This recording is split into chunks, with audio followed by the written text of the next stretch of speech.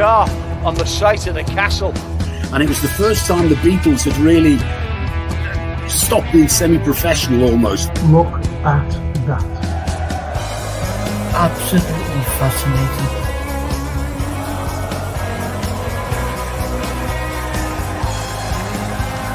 That's what you do. You buy these players that cost money and make a difference in it. But we never do that. Never complains, gets up, gets on with a smile on his face. We just want you to sit in your chair and go, hip hip hooray, for the Western press and the Western narrative. Regurgitating the same old,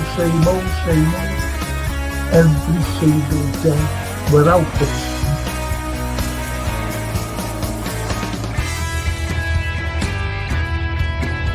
If you haven't seen it before, please watch the first series, the first 2 episodes, the second series. Stallone.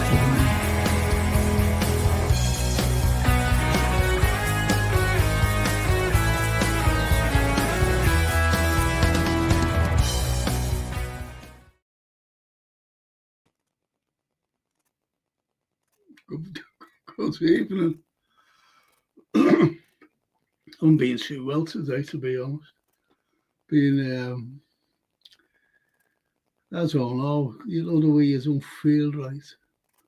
But it was horrible. Missed last night. I missed last night's book launch. Feel terrible about it. I really feel terrible about it.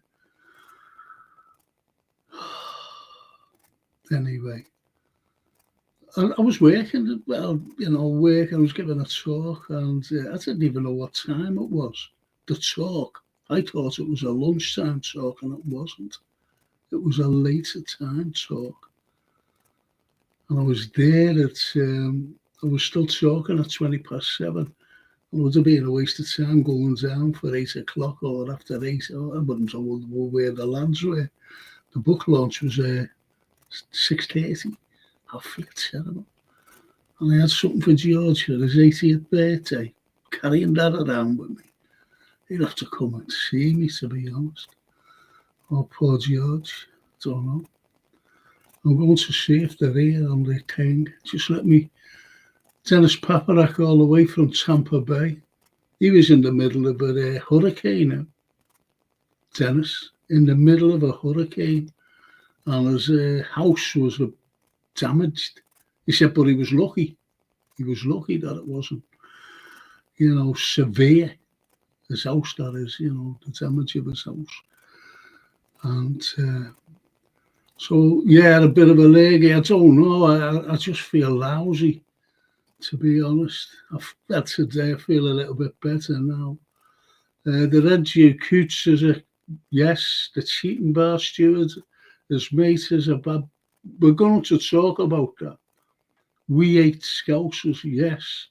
I'm livid, but finally the truth is out. And no, we're not paranoid, and we're not terrorist. Red Juice says, if you're not up to it, Frank, stop the stream anytime. Look after your health first. I feel all right. I feel a bit better. And well, if George is with me tonight, and I've seen, there he is. There's Sean. There's George. Didn't even used to.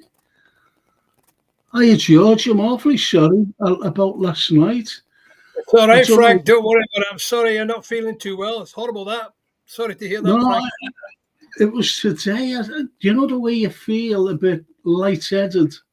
Yeah, I slept for about 2 hours, just sitting on the couch this afternoon. Just it's not fun, is it? It's not good, that. Sorry to hear that. It isn't. Hope you feel better later on tonight and tomorrow. Good night's sleep. Hey, listen, George, any chance to come down and see me this week if you're over in Liverpool? When am I over in Liverpool? I'm over in Liverpool on Saturday, Saturday afternoon. I'm going to a function Saturday evening, so I could pop in on the way. Okay, pop in, please. Yeah. Okay. Pop in on the way. Yeah, on the way up there. Yeah, that's the best time for me, Frank. Excellent stuff. I'll look forward to Yeah, good to see you. Sorry you missed last night. It's a good night, great night, a big attendance. It was very well attended. And Steve Hunter was fantastic. You know, he interviewed Jeff. And some interesting stories came out. Good. A few laughs as well.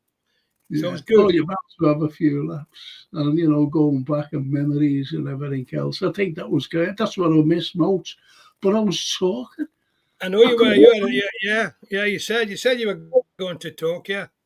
Yeah, but I couldn't. I thought it was a lunchtime talk, and it wasn't. The unfortunate thing is later on. Started about 20 to 7. I couldn't even get hold of you. I couldn't get hold of Jeff. So yeah, no, he was tied up. Tied up. Absolutely. No, so I wouldn't worry about it at all, Frank. You know, you were missed, but I mean, you know, it was lovely. It was a good night, and it was well attended. And George Sefton was there as well. Oh, was George there? He was there, yeah. All right. I'll bring Sean Owen as our mate, and we'll start talking about. Hi, Sean. Hi, Sean. Hello, gentlemen. How are you? Oh, we're good. We're good. Good to see you. Yeah, fine. And you, George, and you, Frank. Frank, have you got new lighting? You're looking very bright there. Do we look bright? You're looking well, apart from feeling sick and all that. No, looks better than me. Yeah, well, I'm like all over the place here. To be honest with you, my lighting's very bad. I thought you'd have an hangover, George, today. You know. No, I didn't go for a drink. Carol was with me. My wife was with me. So we just we waited to have a chat with Jeff and Angela. And then we left him to go off to the pub with his mates. And we went home. Oh, that's good. Well, anyway, listen, I'm going straight to you, George, because what's come out, and, you know, we'll have to chat as well, because they're fuming over there. Mr. Coote, the referee, and what he said about Jurgen Klopp, and, you know, what would you take on that? Should he be sacked? You know, never to referee another I would game. just say 3 words, really, to start off. What I'm going to say, what an idiot. Yeah. What an idiot. I cannot understand or believe what I was watching there. I mean, I know he's admitted it was genuine. He's admitted he said it. He looks like he's been set up by his pal. But, I mean, it's shocking. It doesn't surprise me because, you know, I'm not saying he's deliberately gone to be corrupt and all the rest, but even if it's only a subconscious bias, he's been biased against us. It's obvious in the mistakes he's made and the decisions he's made, some of which have cost us a title, I reckon. That one with Odegaard was a blatant penalty. Rodri at Goodison Park was a blatant penalty. Origi was fouled in the centre circle against United and he allowed that to go. Even against Villa, Salah was right through. He was brought down, sending off right away, and he wasn't sent off or even booked. Okay, Núñez scored, but at the end of the day, from what I've read, he still said it wasn't a foul. So that's just nonsense. How he was allowed to referee Liverpool against Aston Villa by the powers that be, I don't know. Because, apparently he's already been stopped from refereeing Liverpool games for a couple of years. And he's only just started refereeing it again.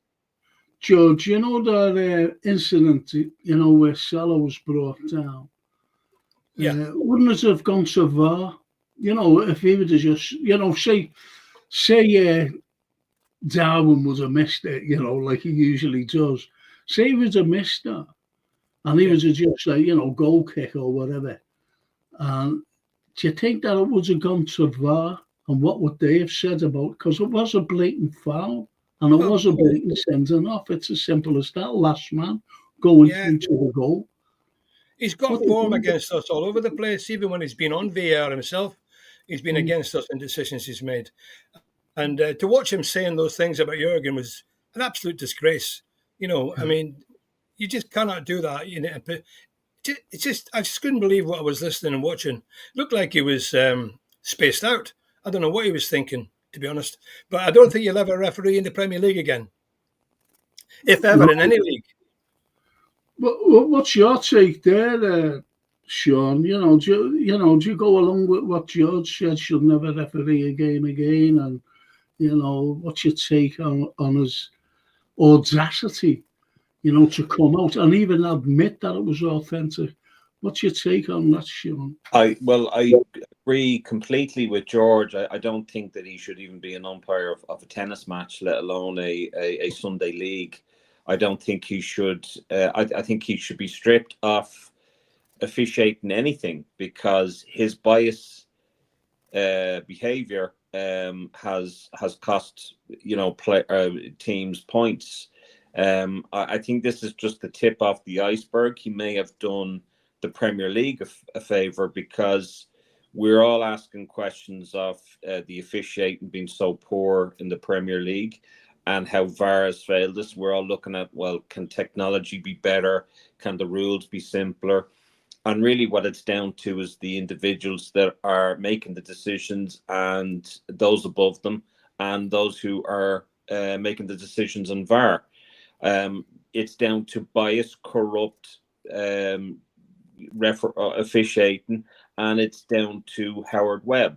And I think if we are going to watch the head of David Coote role, I think Howard Webb needs to also step down.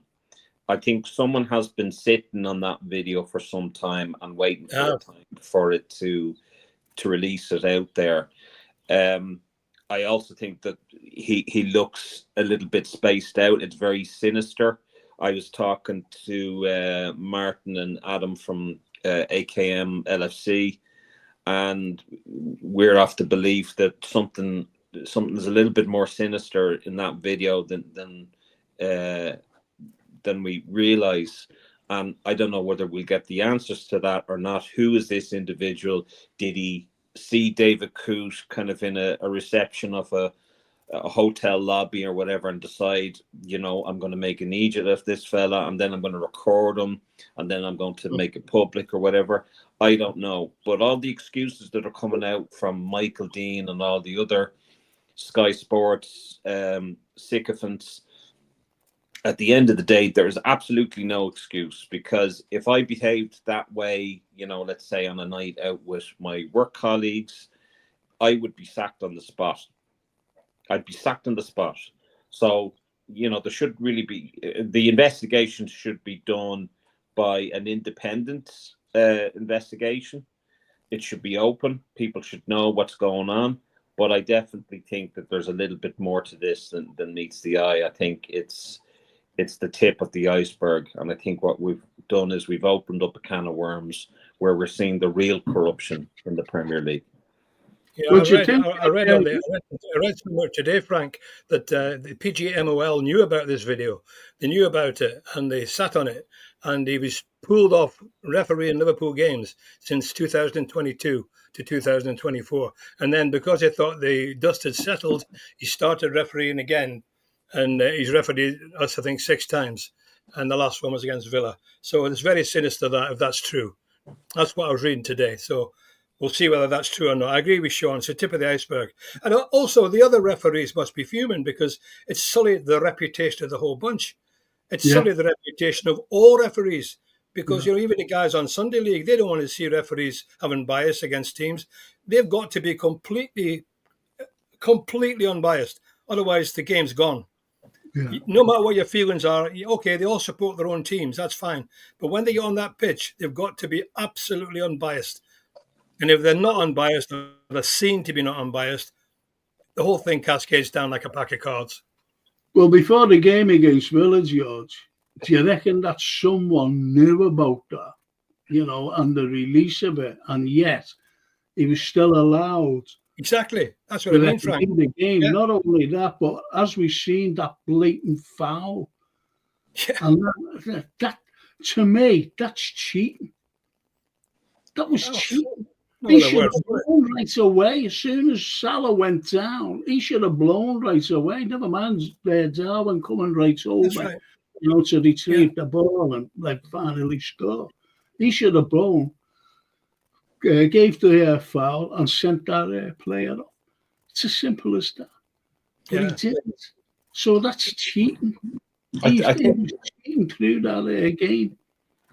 I think we're also missing the fact that and I mean, I'm not like one of these cancel culture woke society. I can't stand that. No, neither am I. But what I will say to you is that what was said by David Coote was xenophobic, was racist. If you're referring to Jurgen Klopp as a German, whatever, that is racist. That's racist. And if we're, taking the knee against racism and whatever else, how in the Lord of God are you going to have the likes of David Coote officiating? And that is him done. He has to. Howard Webb has got to step down. And if the PGMOL knew about that video prior to David Coote officiating the Villa game, more shame and more reason why Howard Webb needs to step down. And his friend, his mate even said, "We hate Scousers. We hate Scousers." His mate said that to the camera.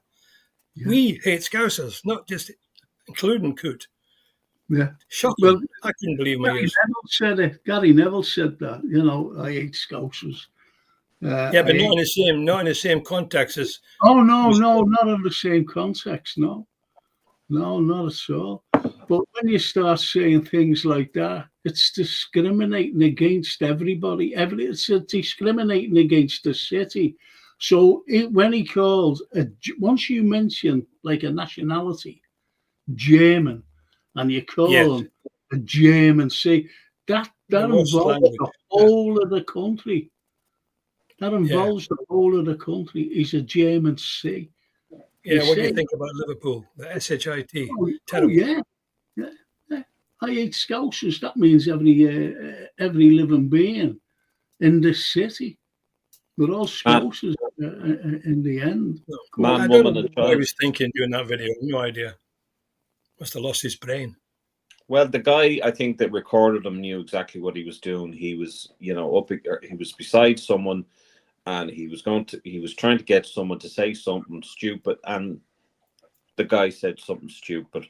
And now what has to happen is a full investigation, an independent investigation into this, and they need to get rid of the PGMOL.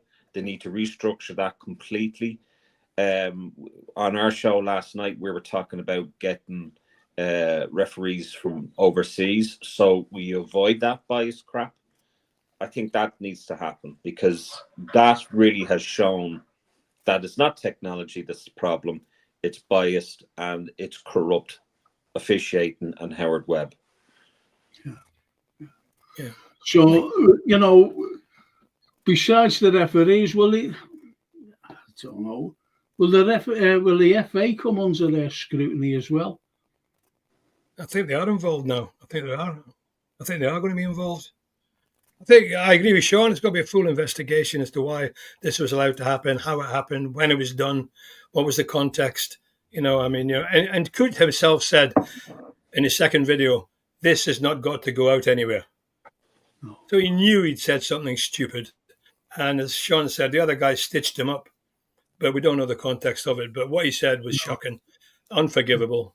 And I certainly not forgive him. I wouldn't like to see him refereeing. Definitely not in the Premier League again. Probably not even in this country again. He'd probably go and referee in Saudi and carry on being paid. But he shouldn't even have that luxury. He shouldn't. I mean, he's one of the referees that went to Saudi Arabia and got a good pay check as a £20,000 or something. Yeah. So, I mean, I'm sorry, but he shouldn't be allowed. He should be stripped of that right to referee, even if it's a Sunday league match, and, the FA need to get involved. I mean, to be honest with you, it puts the whole of football in disrepute. It absolutely interferes with the integrity of the sport. And if you allow people like that continue on in the sport, and Howard Webb continue on the sport, then we might as well be watching ping pong or even curling. Myself and Frank will watch curling. That'd be it. Because I would be completely There's no point. There's no point in football if you allow that corruption. There's no point. You've got to have integrity. Got to have full integrity and openness. Liam Field says, "Evening, George." Evening, Anfield Roar. And the Red Jew, "Evening, George. Hope you're good." Yeah, good. Yeah, lovely. Thank you. Yeah. And Steve, "You never walk alone," says, "Let's go, champ." He's on my say, "Frank, you look like I feel tired." Look tired. Well, Anfield's "Evening, Sean," which is nice, you know. So the lads are letting on to us. The Red Jew, "Hiya, Sean. Oh, Frank looks bright because you're blessed. You blessed him so many times." That is normally I was saying in for yonks. "Evening, Frank, George, Sean, and great people in chat." Hey, Norman. Isn't that lovely? Hi, Norman. Good to see him. Yeah, let's see what Dennis said. Let's see what these say anyway. "Cute needs to be sacked," says Dennis Paparak. "And the pigman gutted. Send Howie Webb packing as well." Absolutely. Be interested to see what our web says. Steve says, "Frank, have a drink of rum, you'll feel better." Well, yeah, look at that. "Frank, a good old gargle of Jack Daniels will sort you out." Cute Irish whiskey. May add to your problems, Frank, I think. Jack Daniels, Jesus.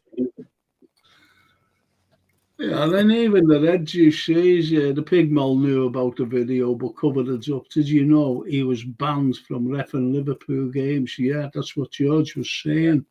Yeah. And Norman says, "At the match Saturday, Cute gave a look to our players moaning about a Villa, which was a look of disdain.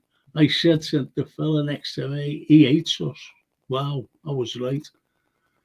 It just shows you, though, when people are looking at a game and they're looking at referees. I never used to, honestly, George and Sean, I never ever moaned. If Liverpool got beat, I never moaned about referees, and there was some bad decisions against us anyway, until the last couple of years. And I think it's got worse in the last couple of years, refereeing. And I think that has a lot to do with VAR as well, because the referees, to me, they're saying, well, okay, say like against Villa when we were playing them there the other night, right? And when Mo was going through, and he was fouled, that could have been going through his head. "Oh, let VAR take over that," or if they get involved, I'm not going to give a foul. I know it's all split-second stuff. But I think that's gone on now in the last few years with the likes of VAR, and the referees are not really doing their job. They're just waiting, to see if VAR gets involved. And when VAR does get involved, they always seem to give the wrong decisions too. Yeah, Frank. Frank, I played professional football for 17 years, right? And I had many arguments with referees.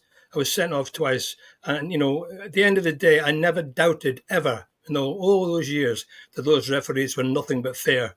I didn't agree with the decisions occasionally, and I had a bit of a shouting match occasionally. I got booked a few times, sent off twice. But I never, ever doubted for a minute they had any agenda. I knew what they were doing was they genuinely believed. I disagreed, that was all. And I was biased because I was for my own team, as most professionals are. Yeah. You always see a professional moaning, blatant penalty, you hold his hands up. What? That wasn't a penalty. So we all got our own views, but I never thought for a minute any of them were in any way corrupt or biased. No, of course not. I'll just go to two things here, 2 comments. I'll go to Sean and you, George, if you don't mind.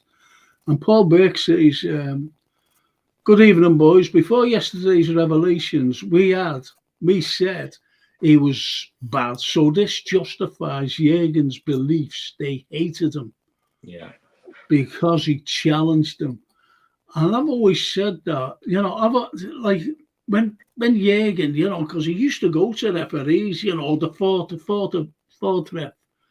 And I've, he's doing all this to them, and I used to say, don't do that, because they'll only turn against you, especially to the fourth ref.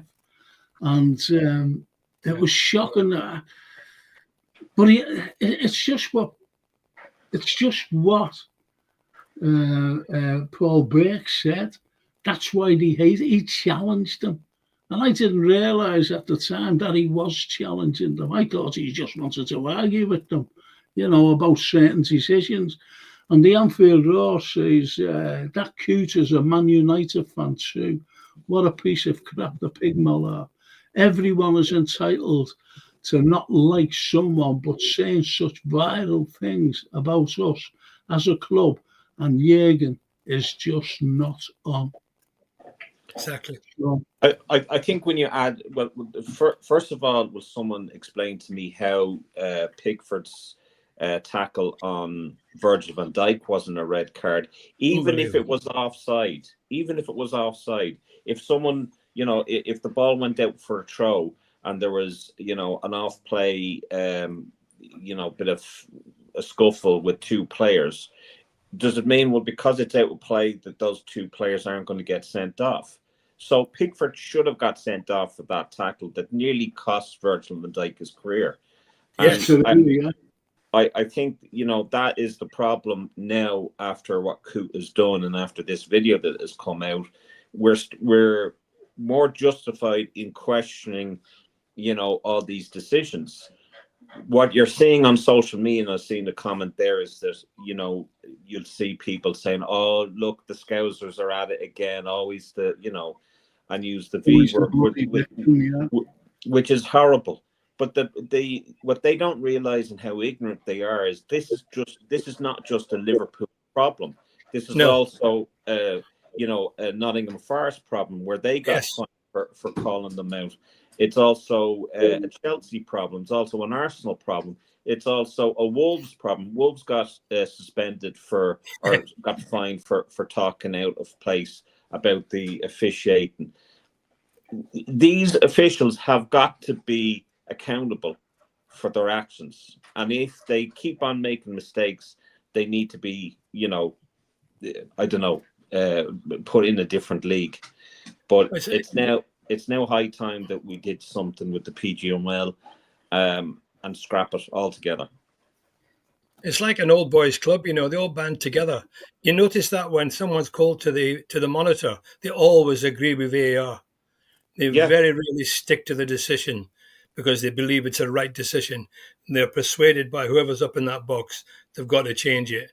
And that's what they do.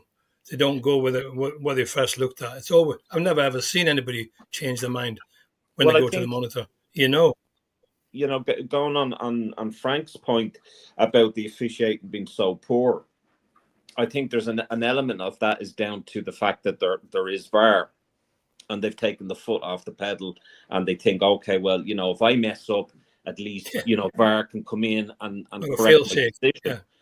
But now, I mean, it's clear to me that there is a bias. I mean, Diaz's goal against Spurs, that was decided in record timing, where they didn't have even time to draw lines. So, and we heard the audio. So, there is too much proof now to show that, this is clearly a bigger problem.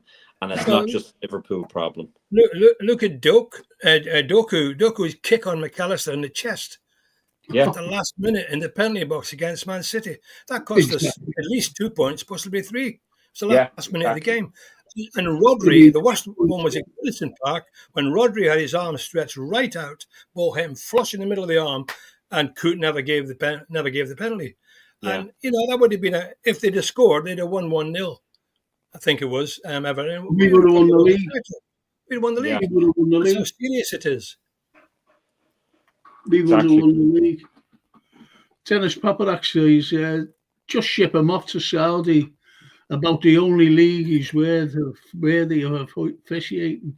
And Red Duke says Coots will referee in Saudi is my betting. He shouldn't even have that luxury. Oh, well, they will make money. they will make money. He'll make money. Book as well. Norman says a Villa player fouled our player, and Coote looked in disgust at our player. Our players saying foul. I remember Robertson had a big argument with him as well coming Yeah. off the pitch in one of the games. It's just, as I said before, you know, I think VAR spoiled the game. I think it spoiled the whole game. I'm being honest. Because all right, whatever a foul or a corner or a penalty or whatever gives offside, you know, you'd argue that going on between yourselves, if you know what I mean. You'd argue and say he's useless, that referee. But the way VAR come in, and whoever conjures up that about lines and every goal's disputed. Every single goal, you have to cheer twice. Yeah. Steve says, Frank and George, this Coote video comments is just the tip of the iceberg. Loads more corrupt Coote type officials in our game that hate LFC. Well, I hope that's not right, but certainly Coote has to be on that journey. But there is some bias. There has been biasness against Liverpool by other officials, not just it. Yeah, you get some of it on the media as well. Look at that Tierney fella. God blimey, you know, he's turned some decisions against us, which has been ludicrous. Not just blatant, but ludicrous. And yet he's got away with it. And, I know, go on and on and on about it. And the Red Juice says, Coots asked to ref our match against City. I bet Pep is pissed now because Coots would have done all he could to help City win. I didn't know that. He asked to ref the City game. And that would be ridiculous if he was ever get. He's a City fan. Blimey, he played for City as a kid. George, can I ask you, what were the years that Coote was banned from refereeing at Liverpool? I read today I think it was 22 to 24. 22 to 24. And did they say why? Because of that video, because they were aware of that video. So they were aware of the video all the way back in 22. That's what I don't know if that's true or not, but that's what I read today. I read it in one of the papers today. That the PGMO were aware of a video that came out. I don't know if they were aware of the full content of it, but they were aware of the fact that he'd made disparaging remarks about Liverpool. They probably hadn't seen the video, but they knew about it. And that's why, as a failsafe, from what I read, they took him off Liverpool games for a period of time until all cooled down, then he was slowly allowed to start refereeing us again. Well, to me now, to me, they are guilty and they're complicit in the horrors of that video. If they dismissed that and banned them for 2 years for refereeing a Liverpool game, only for him to then come back and do the same crap, it's ridiculous. If that's true, it's absolutely shocking. Yeah, it's ridiculous. And Tierney, Judge Red, he's another. As soon as I heard that Tierney and Coote were officiating, I thought, oh Christ. And I think I said that to Frank there as well. Yeah. I be Stella, isn't she, Evening Frank and glamorous assistants. Should I be wearing a dress or something? Or? I'll leave these glasses on. Oh, brilliant. Shining on the head. Be with you in a second, lads. I have to let these dogs out. Gotta let the dogs out. The tree comes out from the bottom of a bottle. Coote had been drinking. Yes, says Steve. Of course, he must have been. I don't know. He didn't look right, did he? He didn't look right. Didn't look completely in control of his brain. And Edward says we're hated by a lot of people in the country. You wouldn't cocoa. So right there, Edward. And it's not just about football either.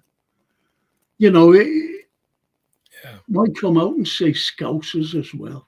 Hate Scousers. Well, why'd you It say was that? terrible. Unbelievable.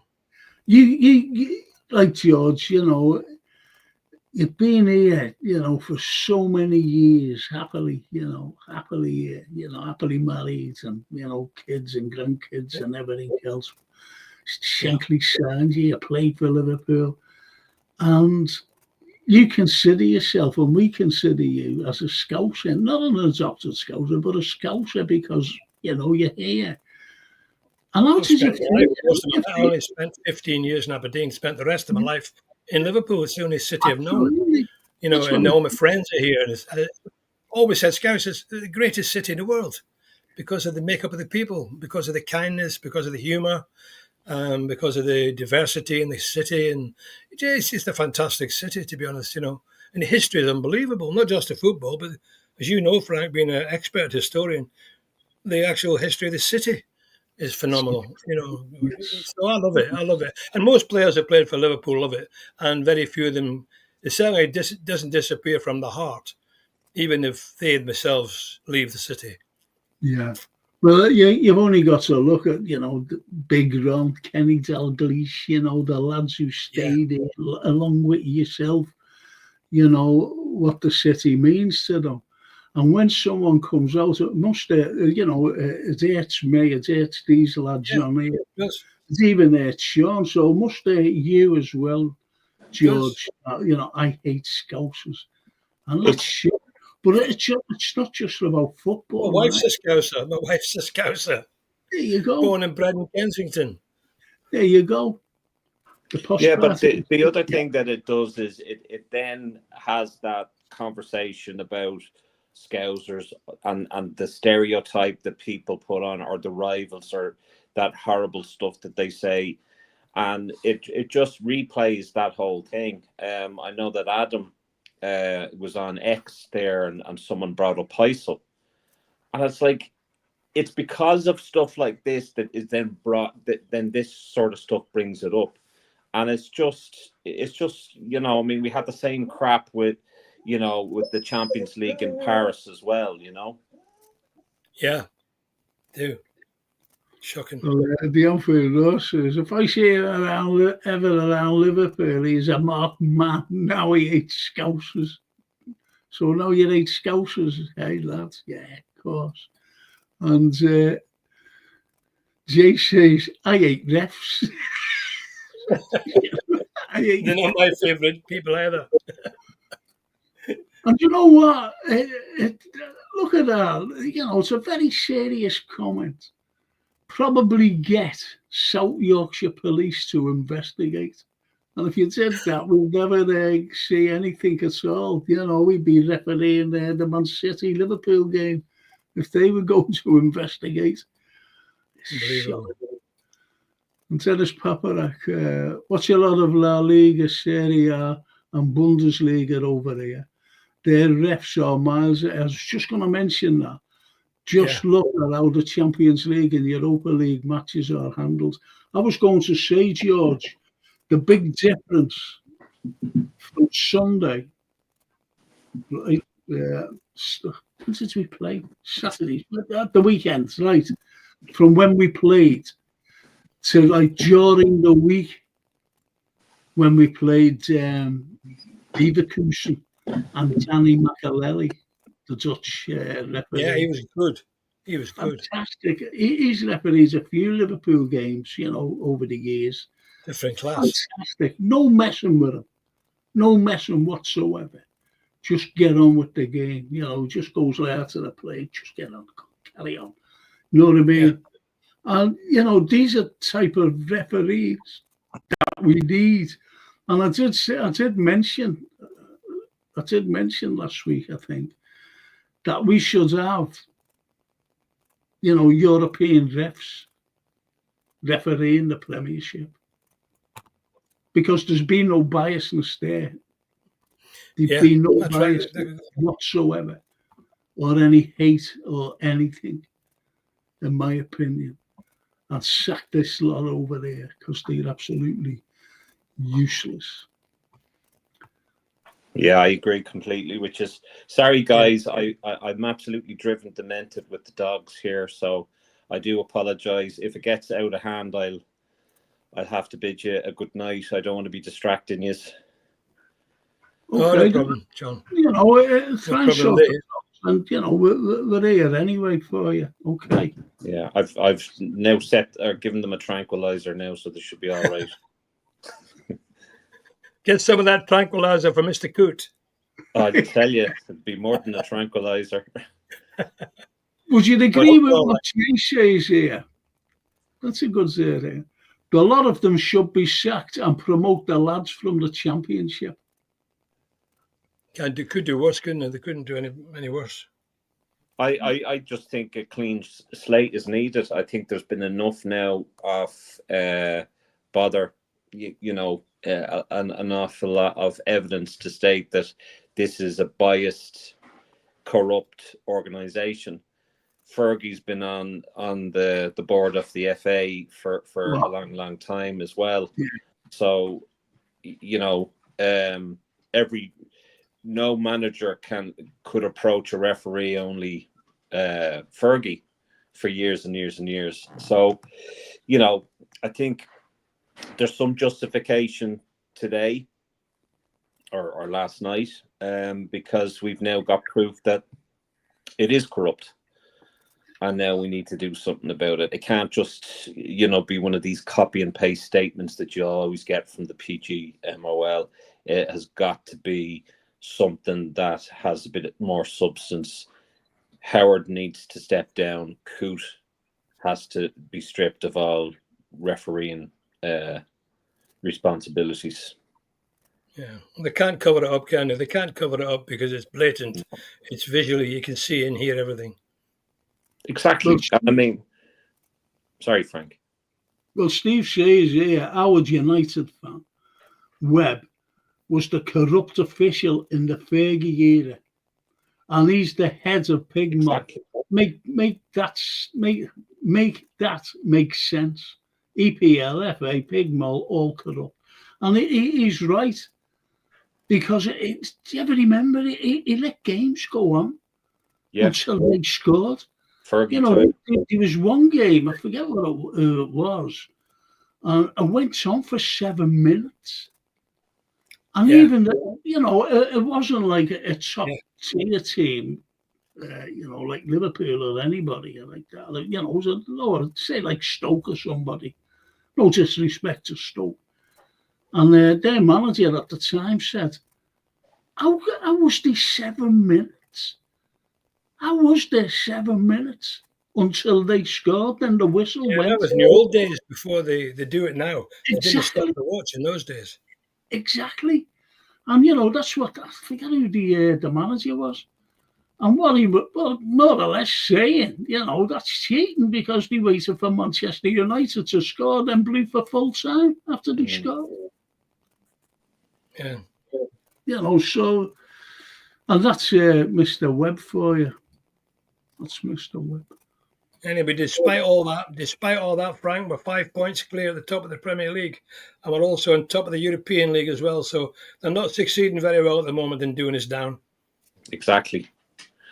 Do you know, gentlemen, I wonder what Ernest Sloot is going to say about all of this when he comes back, or will he have an opinion on it?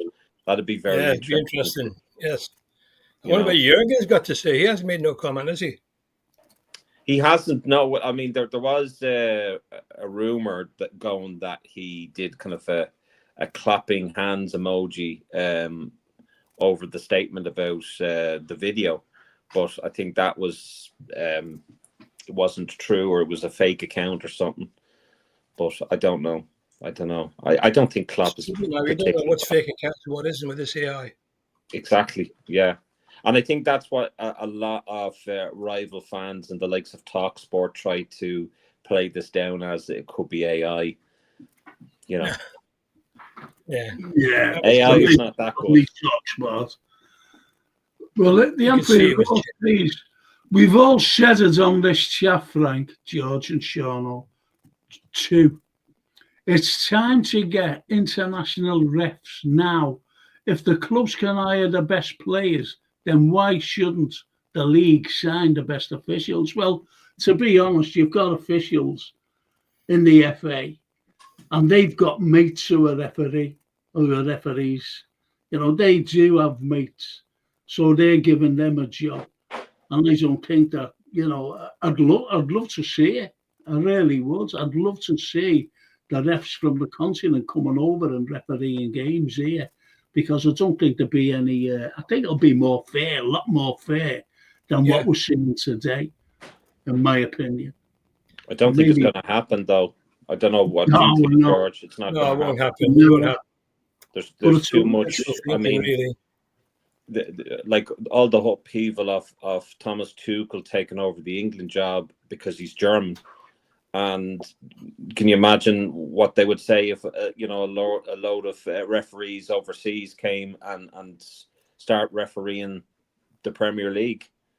Yeah, it won't happen. But let's get back to footy. Yeah. Get back to footy. And Colin Leary says, Liverpool may be 5 points clear. And this is what I'm going to ask you, right? But City will be there. George, it's great the way we're going. It really is. I'm not undermining anything. I'm not sure. But Liverpool, they're at the top. They're at the top of the Champions League table as well. As they say, as the little saying goes, above us only sky. Who's our challengers? First in the Premiership and second in the Champions League. Because no matter what, we are the top there. We are the top. And we're becoming favourites for both these trophies. So who do you think our challengers are? To me, Frank, our main challenger in the Premier League is always going to be Man City. That's my view. I mean, they're going through a bit of a rough spell at the moment. There are a lot of injuries to key players, and I mean key players like Rodri, who are very important, and De Bruyne, very important. That's why there's gaps in the defence we saw against Brighton. But they'll get together again. They'll be back again, and they'll go on a run. What I'm worried about with Liverpool is that we haven't had a blip yet. We haven't had a blip. One against Forest, okay. But we've only lost 5 goals. It's phenomenal. He's broke all sorts of records so far, Slot. So basically, I'm preparing myself that we might have a little blip over a game or two. We can avoid that, and we are 5 points clear. They're going to have to win 2 games, and we're going to have to lose 2 games. We've also got a better goal difference.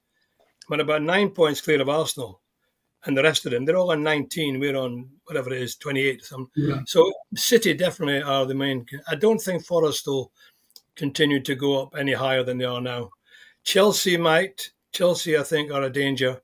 They look a pretty good side to me now. Spurs, no, I don't think so, because they're a bit up and down, a bit inconsistent. Arsenal, I think they're too far behind, unless we have a disaster. They're going to have to win 3 games. And even then, we still be better on goal difference, I would imagine. So, no, I think our main rival is going to be City. And the big game is the one coming up at Anfield against City. Because if we win that, we're on the road. We're really on the road, I think. And we'll be 8 points clear of them if we can beat Southampton as well. So it's all looking good, Frank, I think, to be honest. Main thing is we keep clear of injuries with these international breaks. You always worry, that a couple of them come back crocked. We've already got Trent injured. I know he's going to be back hopefully quite quickly, but that's how I see it anyway. I think City, and in the Champions League, you're always going to have to be thinking Real Madrid, really, haven't you? Even though they're not doing brilliant at the moment, they will qualify. Barcelona, those are the ones I think really, and of course City again, even Arsenal. Different story.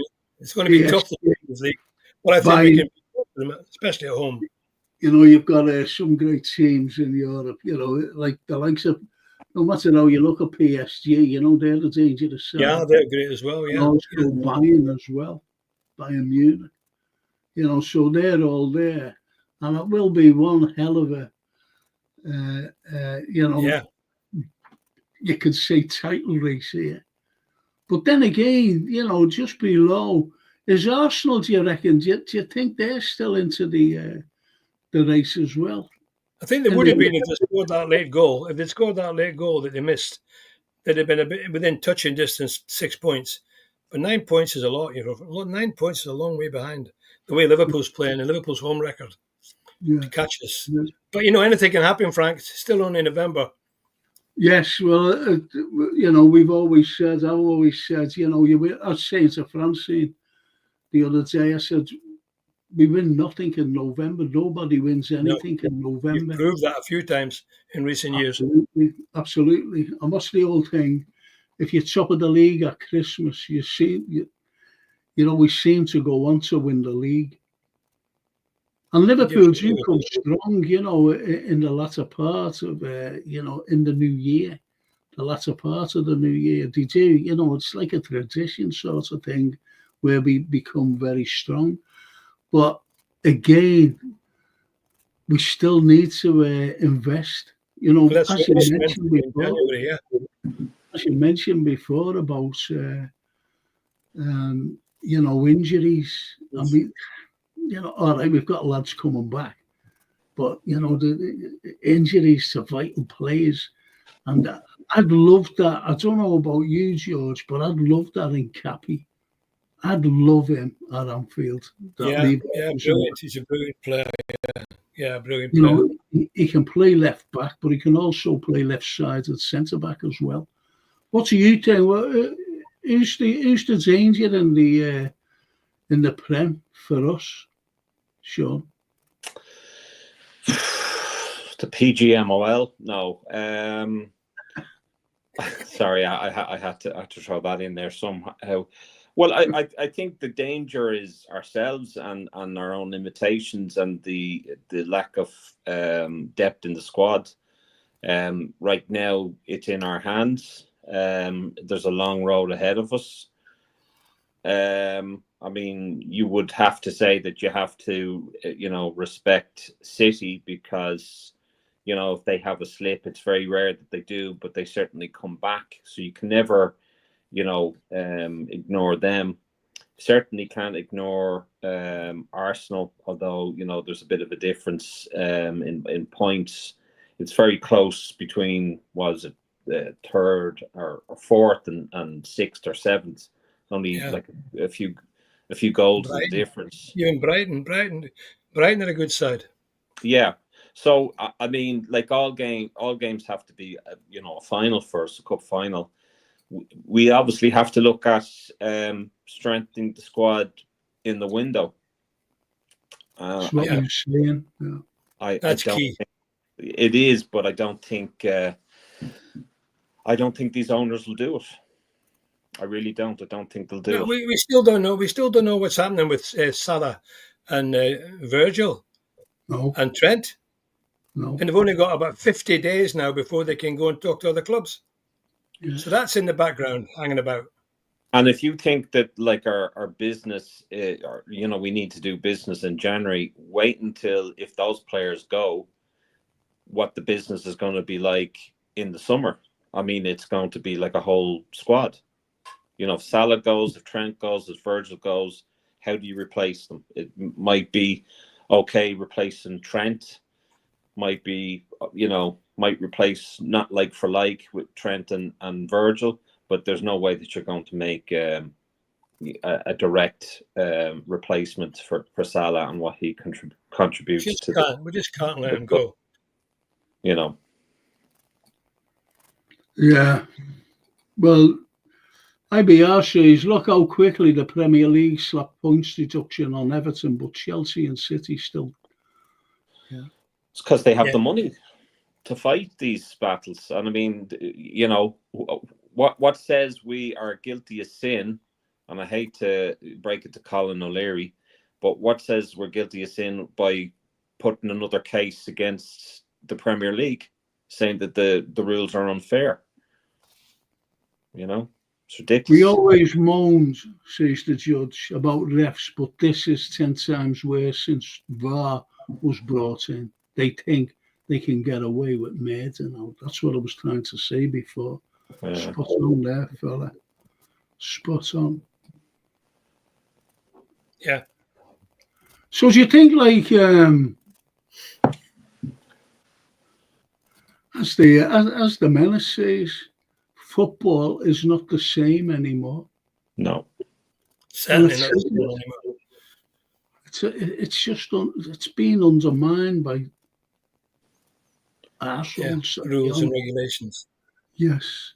So listen, lads. You know the way the league is now, and the way the Champions League is, and we're chopping both. Do you think if we don't buy, we must buy? We've got to sustain the momentum. But we've got to bring in quality players in January. It's only, the month after next. Do you think that we will? Out of 10, score out of 10. What would you give that we will? Oh, I know. I'll give 10 that we should. 10 that we should. But that we will, I'd probably give me, I don't know, 5, maybe 6.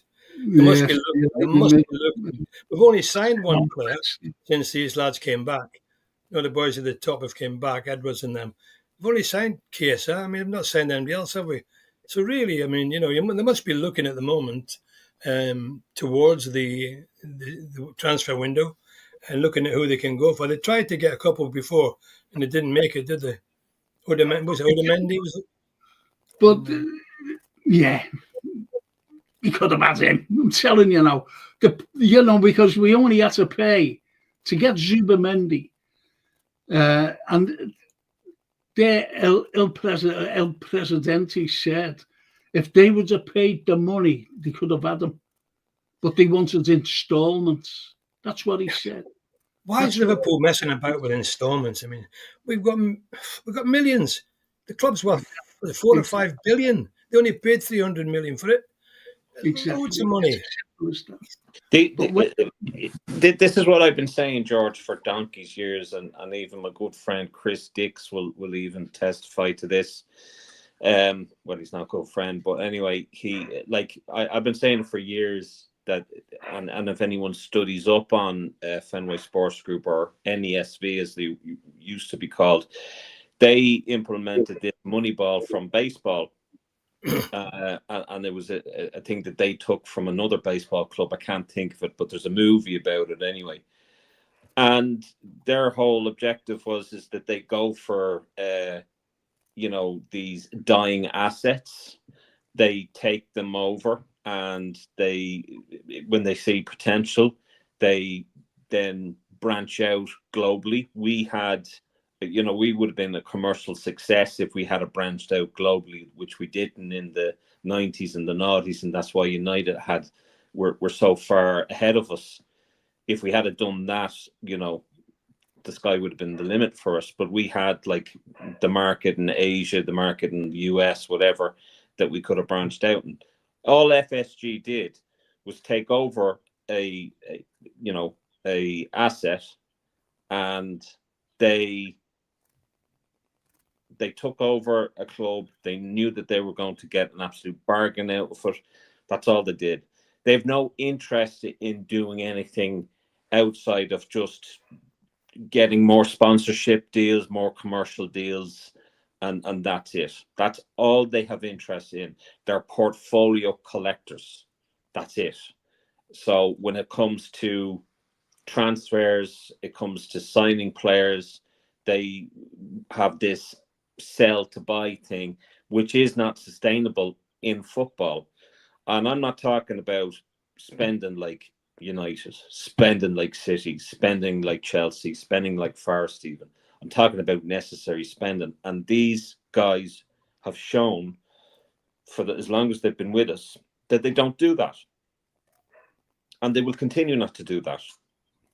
So I don't think in answering your question, Frank, I'm 3 out of 10 that they'll do any business. I think the business that they'll probably do and pass off as business is what you said with the contracts.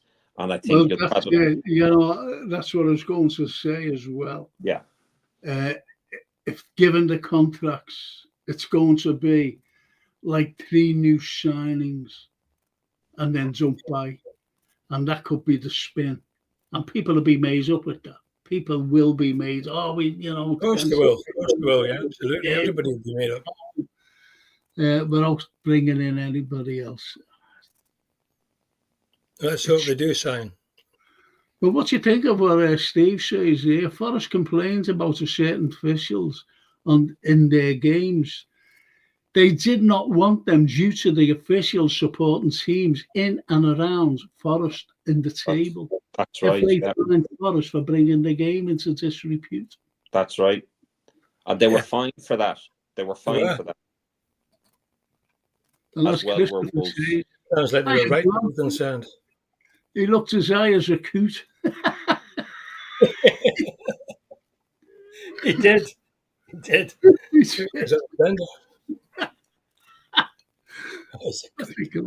That made me laugh anyway. Well, Sammy had a laugh. Some great guys. Great comments. No, of course. You have to laugh. I'm sure if you didn't laugh, you'd cry. You'd have to laugh, Anyway, we should laugh. We're right at the top of the league.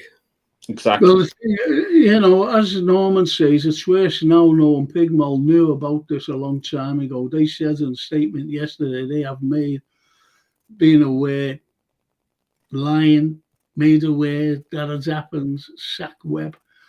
I think he should be sacked, to be honest, Howard's Webb. I really do. If they were aware of it back in 2022, 24, or that's when they had stopped them from... Be interesting to look at the record, Sean. Be interesting to look at the record and see whether he refereed any Liverpool games in that period. I'm going to check back. Yeah. Well, I mean, I'm trying to think. 22, 20, 23. He's obviously ref this year, 24. Yeah. Before that, there was the Burnley game at lockdown. Yeah, because that video is a couple of years old, isn't it? Yeah. Quite a few years old. Give the dogs a vodka and a Coke, Sean.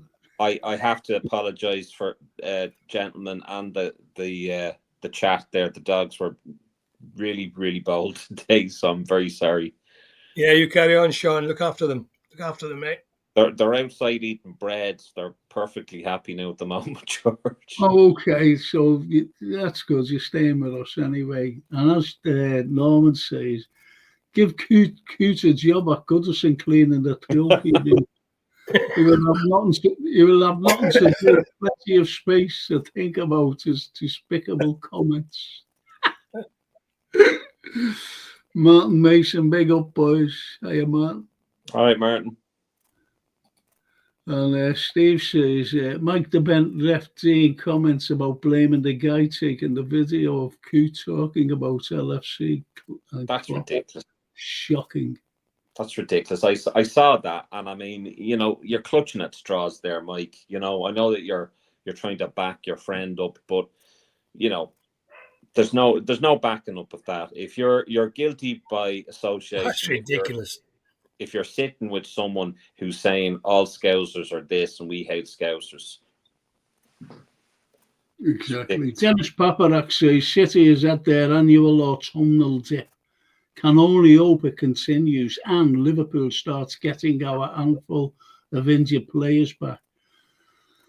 What's the latest on Trent's hamstring? Well, he's had a scan, and the scan showed it's only going to be a couple of weeks. Well, there you go. He'd be back. He'd be definitely back for the City game, not quite for the Southampton game. That's what it said today. What would you do, George? I know Ali will be back as well, sooner rather than later. I think it's after the international break. What would you do with Kelleher? Would you put him straight back in, or what would you do? That's a real tough question. I mean, Kelleher's done nothing to get dropped. Really, Kelleher should stay in. Kelleher should stay in certainly for a couple of games anyway, even after Ali's fit, and ease Ali back in, if they could do it that way maybe. Because There's no doubt about it. Alisson is a fantastic keeper. We've all said he's the best keeper in the world. So, Keller has been very unlucky to be deputy to him. But the way Keller has played, I mean, we've only lost 5 goals this season.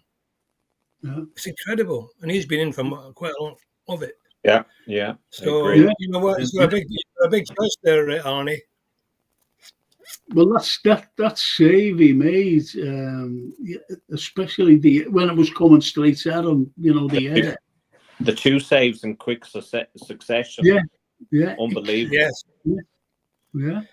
Absolutely amazing. So, if that was a being Ali, we would have been drooling over it, to be honest. Yeah. We would have been drooling. Well, Arnie will have to make that decision. That's what he gets paid for.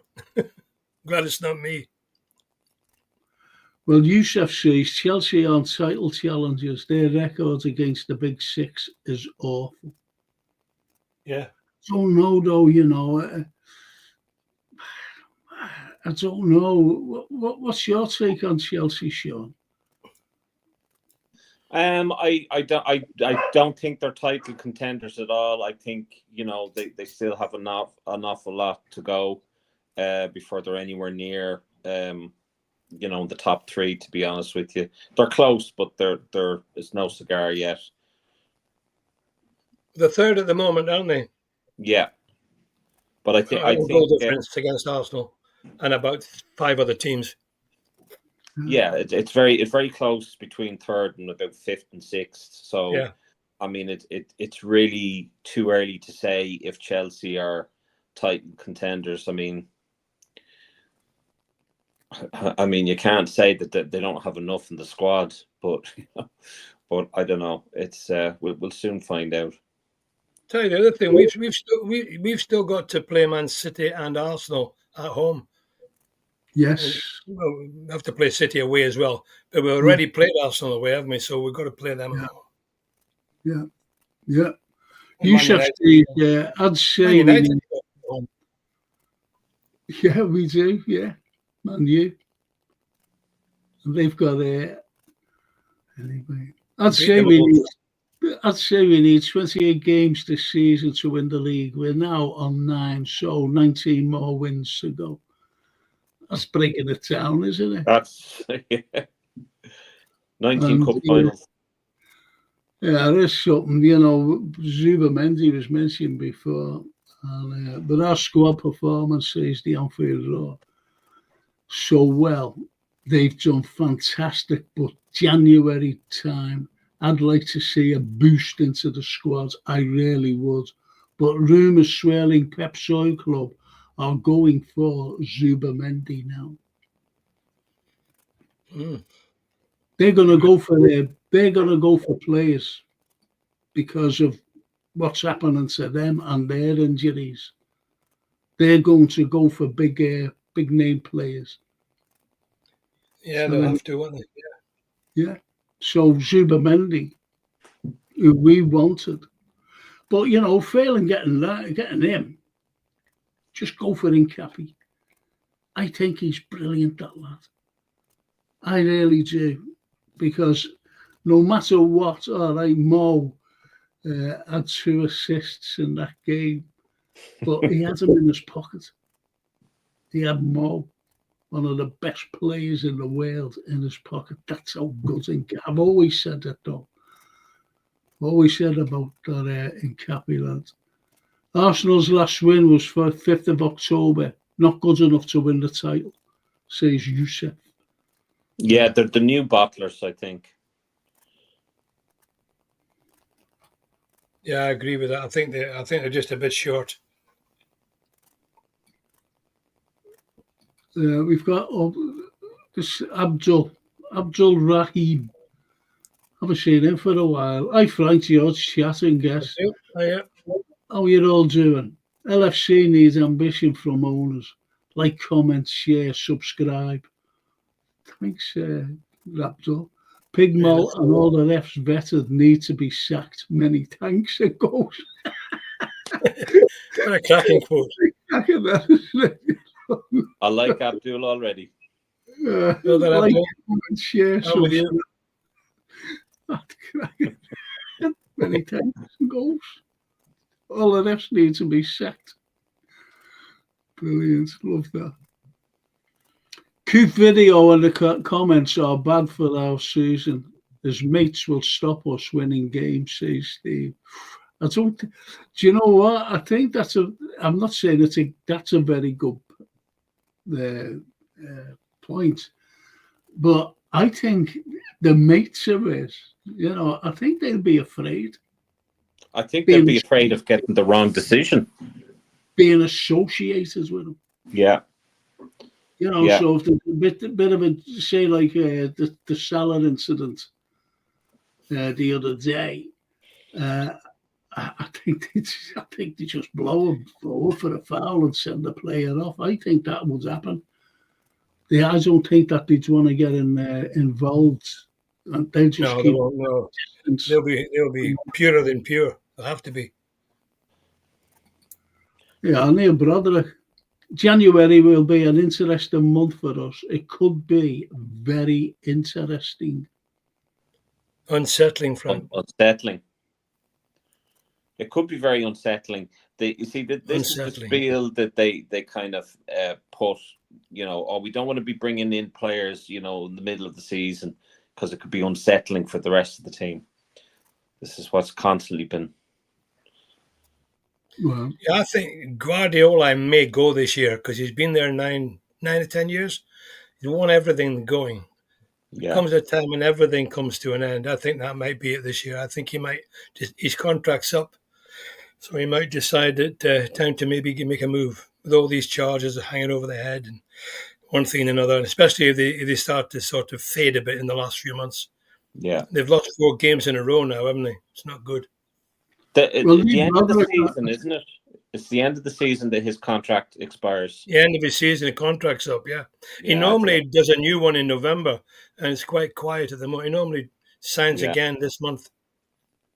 Well, Neil Broderick more or less goes along with what you're saying. City look like a club who knows what's coming. They will scatter like rats on a sinking ship. It's funny what you said, George. You know, you could be seeing at the end of the season lots of players going in, but if nothing happens to City, you'll see a load of new players coming in. Because he's the main man, Guardiola, isn't he? Besides going out. Teams chasing us in the league are looking to strengthen in the January to bridge the gap between us or take over us. Will FSG spend serious money on quality players? This is what it's all about. I'm just enjoying the season, match to match. We're watching a good team that could turn into a great team. You're right, Christopher. I agree with that. I agree with you there. And Chris says, I feel Fenway will the minimum to keep Trent, Mo, and Virgil. I don't know what the FO is, you know. Yeah, and Fenway's all one word. Yeah. It's very hard to read, to be honest. These little sentences are spaced out words. I agree with Sean. We sign nobody in January. Only injuries and fatigue and lack of investment from FSG in 20 stop us winning the title. They've done it. They've done it all the time. Yeah, look, Youssef, get one of Zubamendi or Edison. 2 good players, yeah. Neil Broderick, Omar Mamouche, I'm convinced we will sign for 70 million. Egyptian princess. The Egyptian. I'm not too sure. Not one of those, is he? That. 70 million. It'd be interesting. Got like 3 reds on the chat. And to you, Sean. Says Chris. I'm not a true red, no. But Neil does say Egyptian prince. Well done, Neil. You worried there for a minute. Starts to worry about to worry about you there. And Norman says we still need a DM. Yes, totally agree. that has not changed in my view. Gravenberch is having a great season, but he is more than a DM. Watching Zubamendi Sunday versus Barca, he is spectacular. He's a specialist DM. He sits, he tackles. That's it. That's what we want. But we're saying that for. And Frank, the danger stopping us from winning the title is the injuries, fatigue, lack of signings by FSG and corrupt officials. So, lads, you know, the way we look at Liverpool and the way we are, you know, we're all excited, everything. But to me, it is imperative that we do sign somebody. And I'm afraid that the owners, I don't like, I'm telling you now, I'm being honest, I don't like Martin Edwards, never have done. He's a snide, and he's been brought in to control the finances of Liverpool Football Club. That's why we brought in, and I keep saying it, an appeasement to the fans of Liverpool Football Club, us, you, everybody, and on the chat as well. When they brought Chiesa in, that was an appeasement. Oh, we did bring someone in. We did bring some, and you know, it's another Artur Melo. It's not even a Naby Keita. It's another Artur Melo, and they reckon that he's going to go in the January himself. I just can't make them out. I really can't. The owners. Not worked out for the lad at all, has it? It's not that, George. As I said, it was an appeasement. It was to keep the fans happy because we never bought anybody. So we brought him in at the last minute. Yeah. I said, I told you, George, he's injury prone. Yeah, you said that. Yeah, I agree. I can tell he'd been injury prone at Juventus, wasn't he? You know, was injured a long time. He would never have let him go if he wasn't injury prone. He's a good. He's a talented player, isn't he? I mean, if he wasn't injured, a bit like Thiago. Oh, exactly. I think any glimmer of hope us fans get of a signing, we just hold on to it. I think FSG are fantastic at managing expectations and use our own against us in terms of the media and what have you. And, you know, we're told, well, if you're not positive, you're not real fans. You know, if you say it how it is, you're not real fans. Go support City or whatever. But, I mean, I think the whole world and its dog, or the two dogs I have outside that are misbehaving, could see that Chiesa, as excited and as happy as he was leaving Juventus, going over to Liverpool, was not going to work because he's injury prone. And unfortunately, that has been the case. Sloot has said that in the press conference that, you know, when we get him in training, he keeps getting injured. Now, that's terrible. That's not good business. Slot said if he's injured because he's playing in the Premier League, because it's a faster league, that's why he's got injured. I mean, it's crazy. We signed him for the Premier League. If he can't play in the Premier League, we shouldn't have signed him. I agree with Frank. He was just a token signing for the fans. Yeah, I said it, George. I said it when we signed him. I said this is a harder league because someone on the chat said, "Well, you know, it might be better for him in the Prem." I said, "No, it's going to be worse than the Serie A. This is a very hard league." The Liverpool Football Club shouldn't be signing players for £11 million in today's market. No way. Of course not. That's why. Sorry, Frank. No, I was just going to say that's why we never got Zubamendi, because, as I said, their president said, "Give us the dosh. We don't want installments," because they wanted to bring someone in. You know what I mean, with the money that they were going to get for Zubamendi. But no, we turned around and said, "No, how about so much this time and so much next time?" You know, you don't negotiate like that. You know, you might have done a few years ago, but you don't do it now. Not when the president of a football club says to you, "No, give me the money, and you can have them." Now, he would have been playing for us. He would have been playing for us today. Now he's got, the danger is he could be going to Manchester City. But your gentlemen, you may remember this been the case with Roma Lavia from Southampton. They had a price tag on them. We kept underbidding, and then we went for Casado for 110 million. And Casado then tells us to go and stuff it. And then we go back to Lavia, and Lavia says, no, you can stuff it. And the two of them joined Chelsea. And yet, you know, Jude Bellingham went over with his father. Jurgen Klopp was convinced that he's going to get him. Everyone was convinced that we're going to get him, because it was like as if we were doing a collection for 2 years to save up for him. And then when it came to actually buying him, we didn't go for him. So, you know, it's not about just, you know, throwing the cash about because we're Liverpool or because that's how it should be.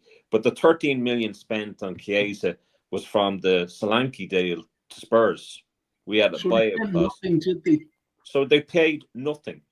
Their net spend is 17 million per window, which is in around the average under Rafa, under Gillette and Hicks, when we're a 300 million club. Now we're a 5 billion club. We went from cowboys who pretended to have money to cowboys who pretend not to have the money. Frank, I've just had a message to pass on to you from Darryl. He said he's sorry he couldn't be on tonight. His grandma's just passed away. Oh, figure now. Yeah, I'm very sorry to hear that, Darryl. I've expressed our, you know, our sympathy to him on behalf of the chat and us three, you know. So I've just let you know. A couple of months, Yeah. God love him. Yeah. So he's had a tough time. He really has. It's absolutely ridiculous, isn't it? So sad. See, that's why he's not on. Otherwise, he would have come on tonight. Let's get back to it. I'll message him later. The Anfield Roar. I said to you the other night, Frank, tactical injury withdrawal from the international waste of time. And lo and behold, 8 withdrawal from the national duty too. Yeah. Kanate is playing well on the big man next to him. Yeah. Brilliant. And Steve says, Sean nailed it on YFSG or at LFC. Dennis Paparak, I'm sorry there. I meant to. It's a good. Where is he? Yeah, this one here. He says, now don't forget, he's an American big Liverpool supporter, and he just come over, by the way, as well. And he says, the Oakland days of the early 2000s started Moneyball. Brought initial success, but once those front office people left the club, they've been horrible ever since and are moving from Oakland to Vegas. That's why I think they will sell up, and I think they're waiting for an offer that they can't refuse, and they just leave. But I want to see them leave. I'm not one of these people who say an FSG out. I've never said that. I mean, you know, in the tenure they've been our owners, but I've never liked them. I never liked Hicks and Gillette, even before they came in. And when they were mentioned over DIC, Chief Makatoum, I said, I don't want Americans.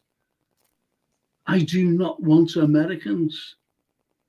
But, you know, you do get people all the time saying, look what they've done for us, this lot. They saved us. They never fucking saved us. They never saved us from... can you see the halo around me? It's dissipated from me. Yes, that is...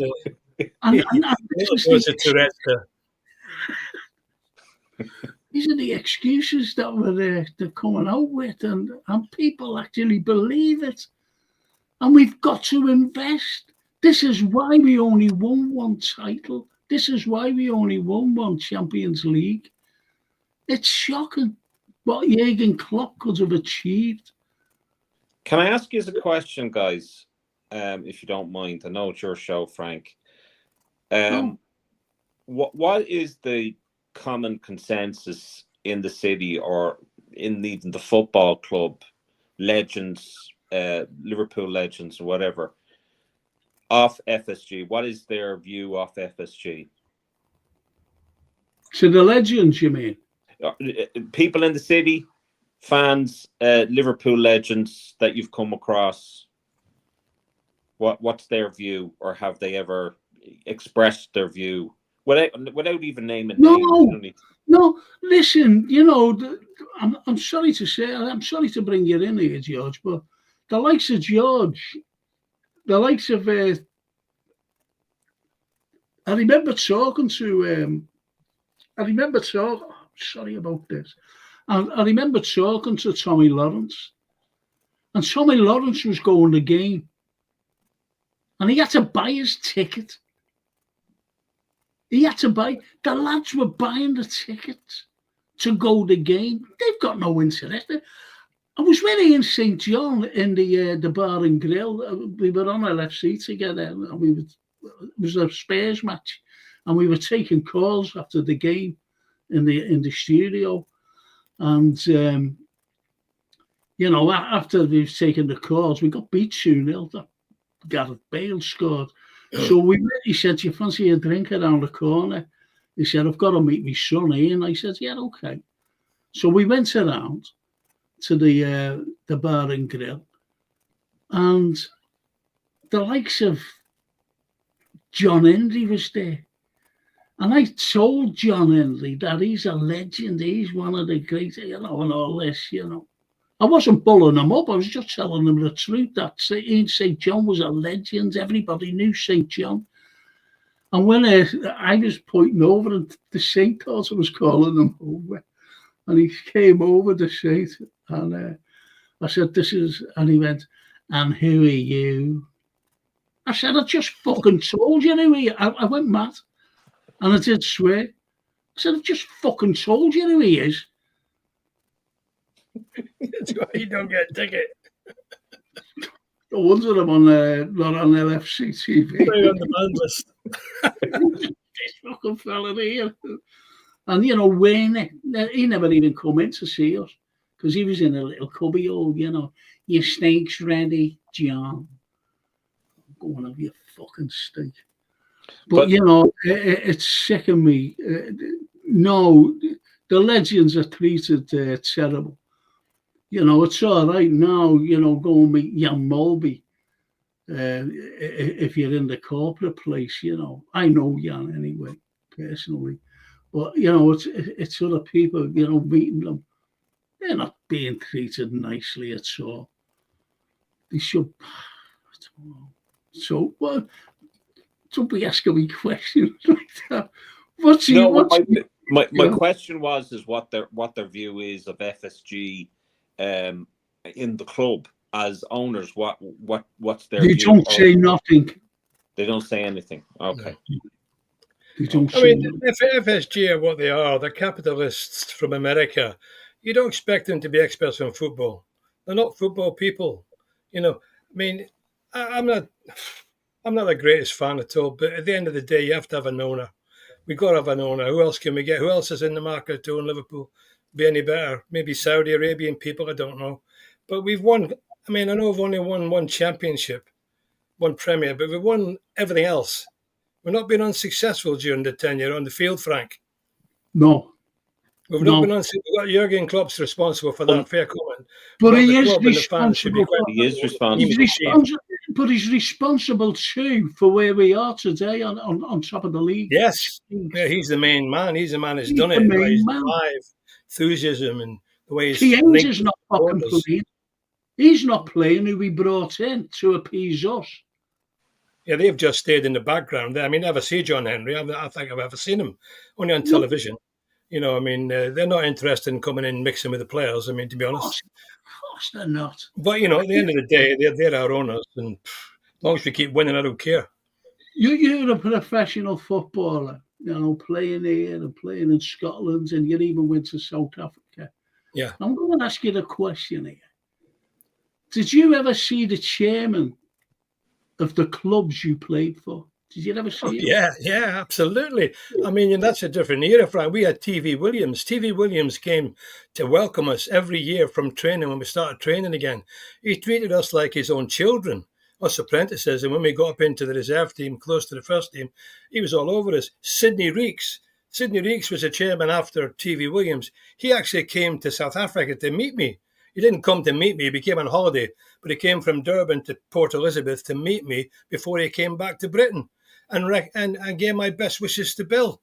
And then Bill got me fixed up at Tranmere because Sid had passed the message. So, yeah, it was a different world. The directors were much closer to but even then, they didn't mix with the players, the directors. We didn't see much of them. But the chairman, yeah, now and again, in special occasions.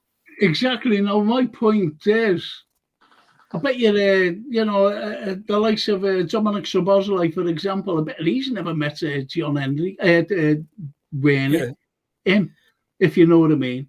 I think those directors knew more about football though, because they're all British lads. They were all local people, businessmen.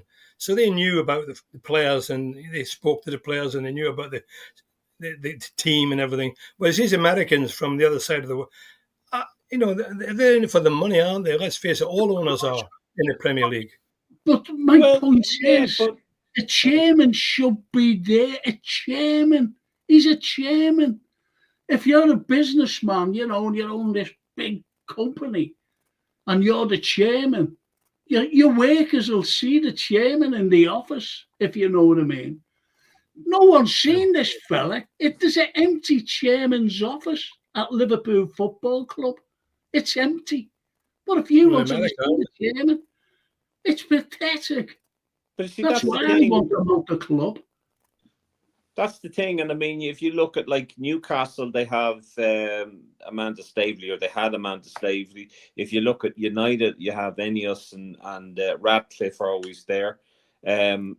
Newcastle before Staveley, they had Ashley, although they hated him, but he was still there. You have Ryan Reynolds with Warsaw, or what's it called?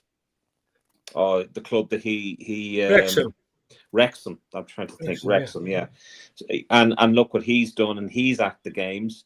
So, I mean, I don't think it's completely out of the ordinary to have either an owner or a chairperson or chairman or whatever at the games or care about the football. I don't think that's completely foreign. But these guys are like portfolio collectors. They have absolutely no feeling for anything that they take over, and I think that's what we're missing. And yeah, the Glazers are the same in United, aren't they? The Glazers, they're the same type of owners, Well, they are, because they're in cahoots, George. With FSG and Cronkite from Arsenal with the big picture scheme, where they're trying Chelsea as well. So, they're trying to have less clubs in the league. They're trying to have less cups, trying to get rid of the League Cup and the FA Cup, create a Super League. So, they're all about the finance. When you speak to people, I go to these functions in Alan Kennedy or David Fairclough or Calais. They never speak about the owners. They never mention them. Did they speak about the finance? I had a discussion with any of them about the owners. But do any of them, or anyone in the city, and Frank, you can answer this one as well. Does anyone in the city voice how annoyed they are that the fact that the club aren't investing in players or are having to sell to buy? Yeah. They are. Yeah. Okay. Yeah. All the time. Because I've been more annoyed if we weren't doing as well as we're doing. There'd be a lot more annoyed, I can tell you. Oh, of course. The fact that we're at the top of the league is shielding a little bit of criticism because, people are saying, well, okay, but it doesn't shield, as Frank said, in January, we need to invest in at least 2 players, quality players, if we want to win the title. But I think that's what No, and I agree with you, George. But I think that's what Klopp did for FSG. He bought them more time. I don't think FSG deserve any credit in terms of what Klopp achieved. I think Klopp would have achieved far more if he'd been given a smidgen of investment to bring in one or two players here, there, whatever, rather than depend on. I agree with you. I agree with you without a shadow of a doubt. Yeah, playing in defence. Yeah, without a doubt. Well, Definitely. Norman says Nkappi was impressive against us. He is massive in person. He is as good at left back as he is at centre back. Absolutely, that's what I said before, Norman. Yeah. And at the Anfield, Frankie, I thought Kvaratskhelia, I say that name, from Napoli was your bed duvet and pillow set, but it seems Frank likes resting on Nkappi instead. No, I'd love him. I'd love the pair of them. Anfield, yeah. I'd love the pair of them, honestly. I'd love the pair of them here. The only people that don't want them there is the commentators. Could you imagine That's just Steve Hunter trying to... Especially making a song about Kvaratskhelia. What's he making a song about him? I love the Diaz song. That's a great song, isn't it? Oh, brilliant. Name is Luke. Brilliant song. Brilliant. See, Kanate got hold of him and said, look, listen, they're playing your song. He waved to the crowd. Yusuf, if City get found guilty, shall we take Pep Guardiola to become Hans Comboy? Let him take the combs out for the lads in training.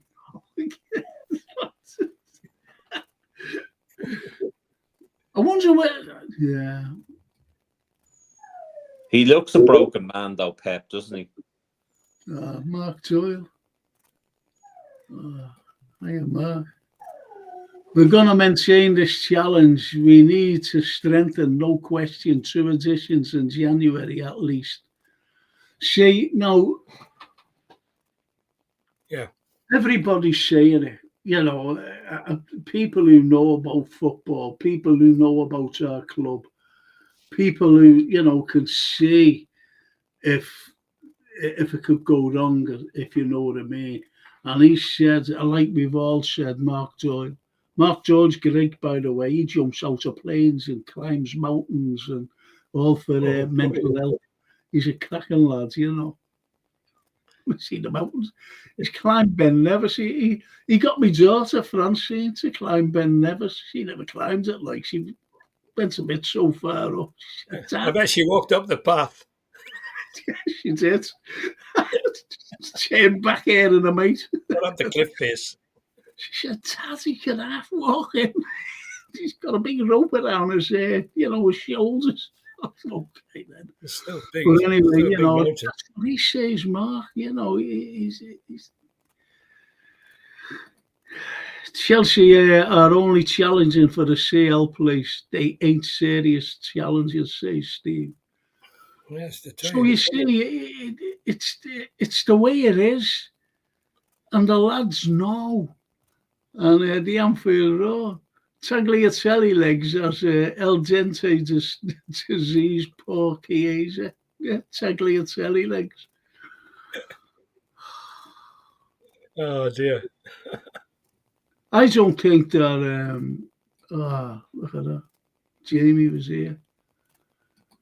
Oh, Jamie, I didn't see him. I'm sorry. He's still here. Is he? Yeah, he's asking for the link. Is he? Yeah. Joking. Is he? No. Give He's him still the there. link. I don't have him there, but I can see if I can. Oh. In a second there. Oh, Dorothy. Oh, I hope she never heard me swearing. Dorothy, I'm sorry. Don't worry, I blessed you, Frank. Oh. Yeah, that's Dorothy. Here's my friend Dorothy. Disgusting. Tommy Lawrence paying for a ticket. All the legends deserve recognition. It should be a privilege to have them present. Absolutely. Yeah. Do you know what I said a few years ago, George?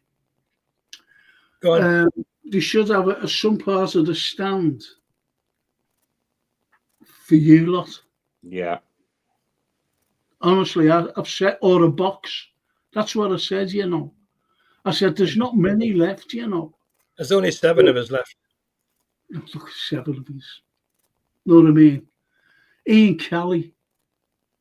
Yeah, Kelly, Yeah. Chris Lawler, Gordon Wallace, When I Louis was at Stevenson, college, Gordon Milne and me, and Bobby Steve, Green. Oh, he's not very well. and he's not very well. God blimey. I was, I don't know. I was working for, I was a Saturday boy, and I was working for Ian's auntie Kathleen. Anyway, he came in on Saturday, you know, the following week, and she went, oh, you know, I was in the stock room, you know what I mean? And she shouted at me, she said, there's a lad up here. She said, can I show him? And can I bring him down? And he said, yeah. And what he came in to show us his Auntie Kathleen, his Cup Winners' Medal. Wow. And I went down, and I went, you know, just in awe, just standing looking at Ian Kelly. And she said, show him. And he went, here. Little box, you know, the little Cup Winners' Medal. Yeah. And, you know, the likes of him. And he should be, you should be, and the rest of them, Willie Stevenson should be, you know, getting brought up from where he lives, getting in the stands, watching every game, every home game, whether it's Champions League, whether it's Premiership. And that's what should be. Which legend had to sell his medals? Tommy Smith. Oh, God, my heart nearly broke when I heard that. Yeah, because he had so many illnesses, heart bypass, arthritis, dementia. You know, he had the lot, Tommy, sadly. Such a shame, you know. And his wife as well. She had dementia as well. I tell you who else, Ray Kennedy. Yeah, Ray Kennedy. Yeah, terrible. There's a few of them now that are struggling with it. Terry McDermott, Roy Evans. Terry Mac. Oh, no, not Roy Evans as well. Jesus. Early stage, so I don't know how well known. I don't know how well known that is. Phil Neal. Is there any way? Did you send him it? Did you send him it, Sean? Jamie? I don't have him on social media. I don't think he's on Facebook. Jason Phillips Football Chats, but I sent it to Jason in the hope that he sees it and he can send it. But I'm not on X. I don't have him on WhatsApp. I don't think he has an Instagram. So I was checking there while I was.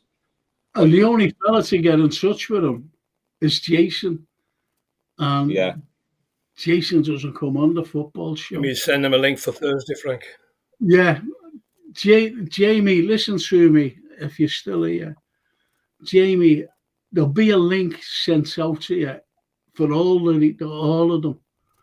You know, whatever it is, whether it's a Tuesday or a Thursday, or even a post-match, and I know that you do your own, but a link will always be there for you. I'll make sure of that from now on. So you can just come on. Yeah, Jason sent out a link, didn't he, for everything? Yeah. God blimey. And no, I'm going to say, Dorothy, it was not Frank swearing. It was his...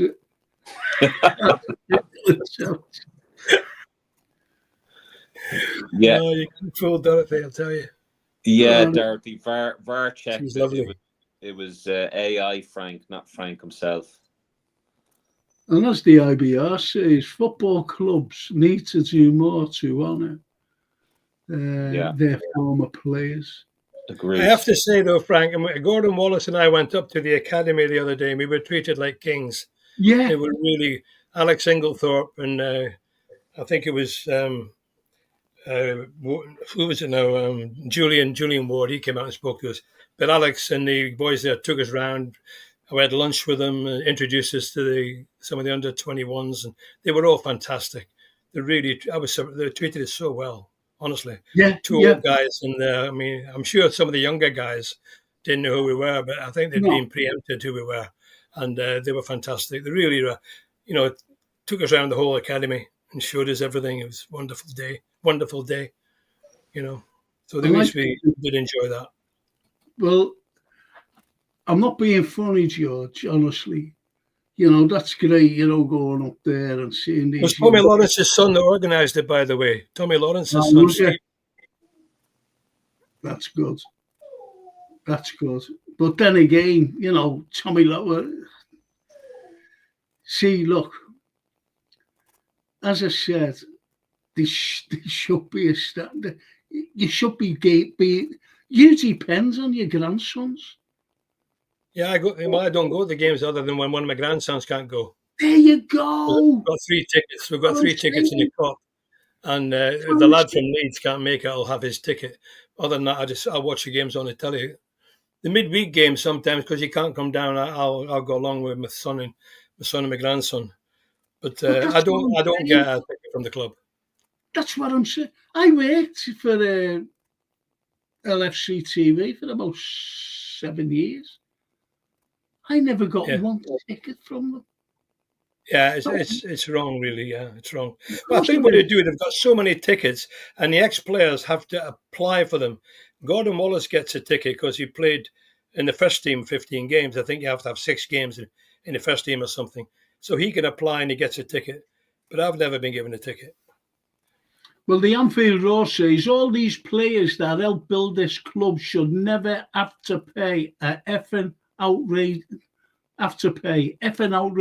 that. And that's what I'm trying to say, George. Yeah. That's what I'm saying.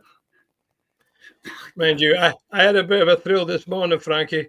I looked at Amazon, and my book, it's 4 years since it was published, and it was number 20 in the top 100. And Salah's was one place below, and Trent Alexander's was one place above. And my book was higher priced than theirs. Brilliant. That's amazing. So I was sandwiched between 2 legends. Trent's number 19 and Salah's number 21. And I was number 20. Oh, that's amazing. I took a photograph of that. That's one to frame, isn't it? It's marvelous. I'm only kidding. But that's true, yeah. You should. George, how was Jay Spearing, the 40-year-old junior? Yeah. I'll tell you, I was talking to Jaden Dance briefly. He's still training up there. He's recovering from this injury. He's nearly fit again now. It's a back injury he had. So I was quite surprised. He was training on his own. I like that. I like that kid. I really do. He has. And George says the Anfield, just think that Naby Keita was treated the same by the club. They didn't know who he was. And he was older than you two. He's injured more than me as well. He was injured more than me. I think I'm fitter than him now. I'm injured now. Yeah, look at this. Jay says, Frank and George, do you want this kid's number in Thailand? There's a lad in Thailand who gets tickets. That's how I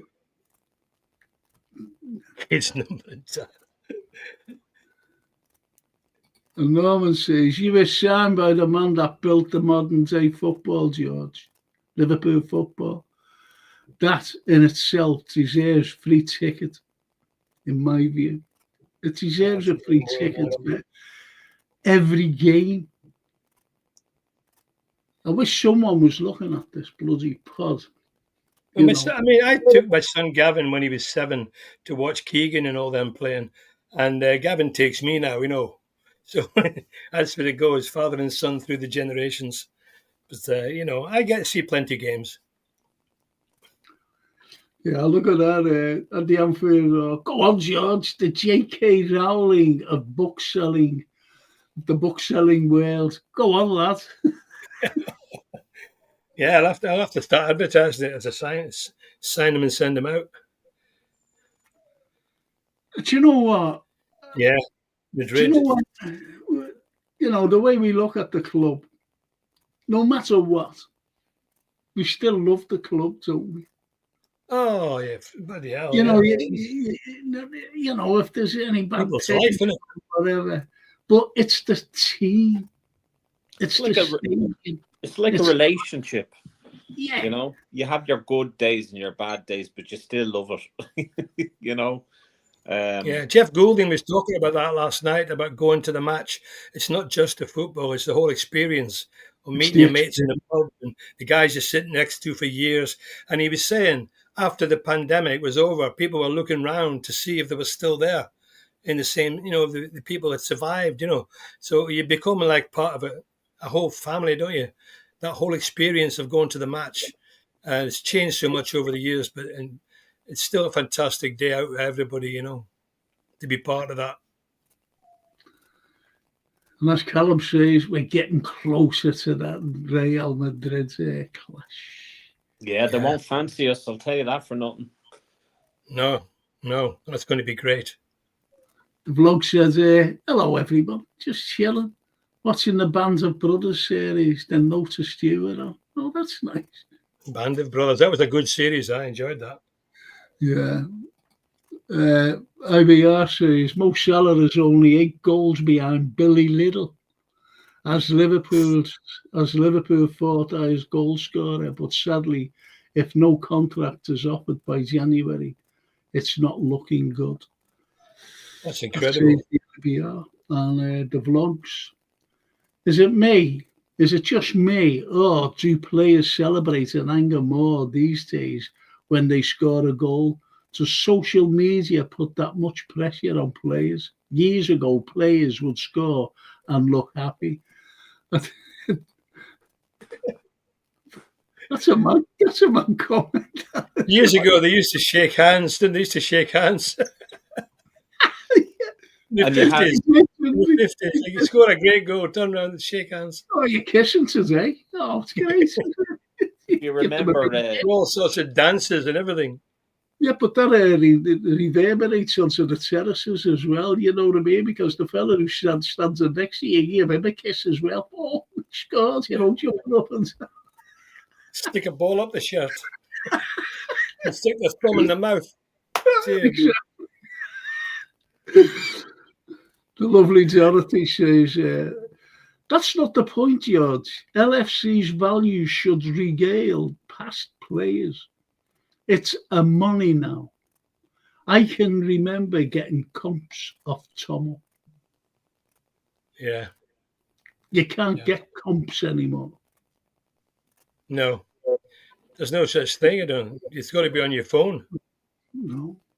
Can I just ask the people out there to subscribe, please, because they keep taking away me subscriptions, you know, just to get me little algorithm up there, please. Just subscribe, like and subscribe. You know, we're having the same issues, Frank. I know, it's shocking. I was looking at a stream, George, and in America, it had nothing to do with football or anything. And this fella was talking, and he was going on about the subscriptions being taken away. He had 5,000 taken away. Why is that? I wonder why that is. Do you ever find out why that is? No, like TW the other day said, Frank, you know, I've been unsubscribed to your channel. And I got a message off someone else and said, Frank, I'm being honest, you know, I'm unsubscribed too. See, so they're taking them away. I said, just subscribe back. Yeah. And that's it. I've been stuck on a certain number since last year.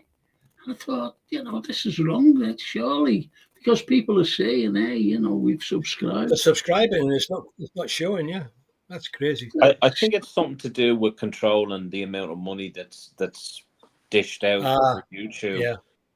I think that might have something to do with it. That's just a guess, but I mean, back in the day, there used to be an awful lot of money in YouTube. Now there isn't, you know.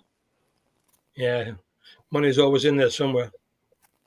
Yeah, hello, Norman. Hey, Sean, that Adam channel you're on, I subbed to yesterday. This morning, it's unsubbed me. Well, sub back. You're more than welcome. Anyone is more than welcome to jump on as well. But it's ridiculous. But it's a pain. Yeah, it's an absolute pain. Yeah. To unsubscribe and oh yeah, look. Your subscribe button isn't working for me, Frank. That's ridiculous, isn't it? Crazy.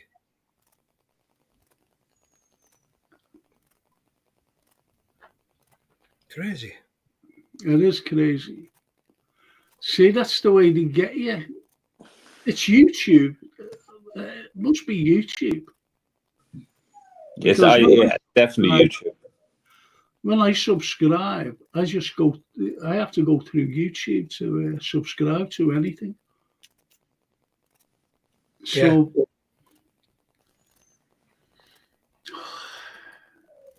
thanks, Dorothy, for that.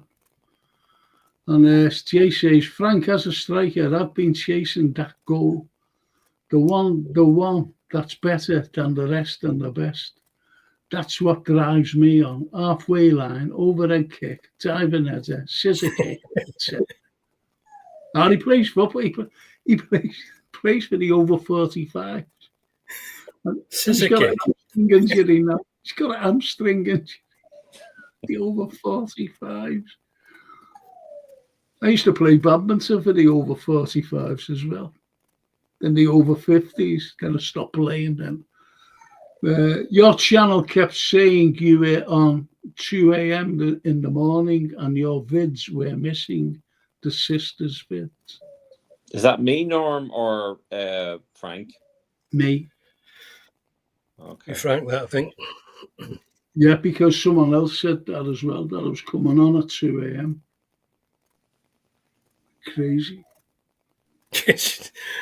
Yeah. Question for Sean from Callum. Does he fancy Madrid-driven Trent to mark out Vinicius Jr.? It all depends if Trent is fit for the game. I don't think he is. I think he's back the Man City game, is it not? Yeah, he had a good CT scan which showed minimal damage, and 2 weeks, I reckon. But he didn't go on the England trip, so that's good. It's the way I think Trent, he must have felt something like that. Very. And you get players too. You must have done it yourself, George. When you were playing, carry on, if you could carry. But he just sat down, remember? He just sat down because he felt it. That's good he did that. Never made it worse. Yeah, just as well, yeah. That he did.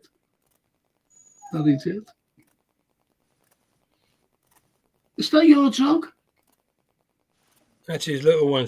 My dog. I fell asleep this afternoon, George. And, like that. You'd say, like that. And I heard the telly was still on.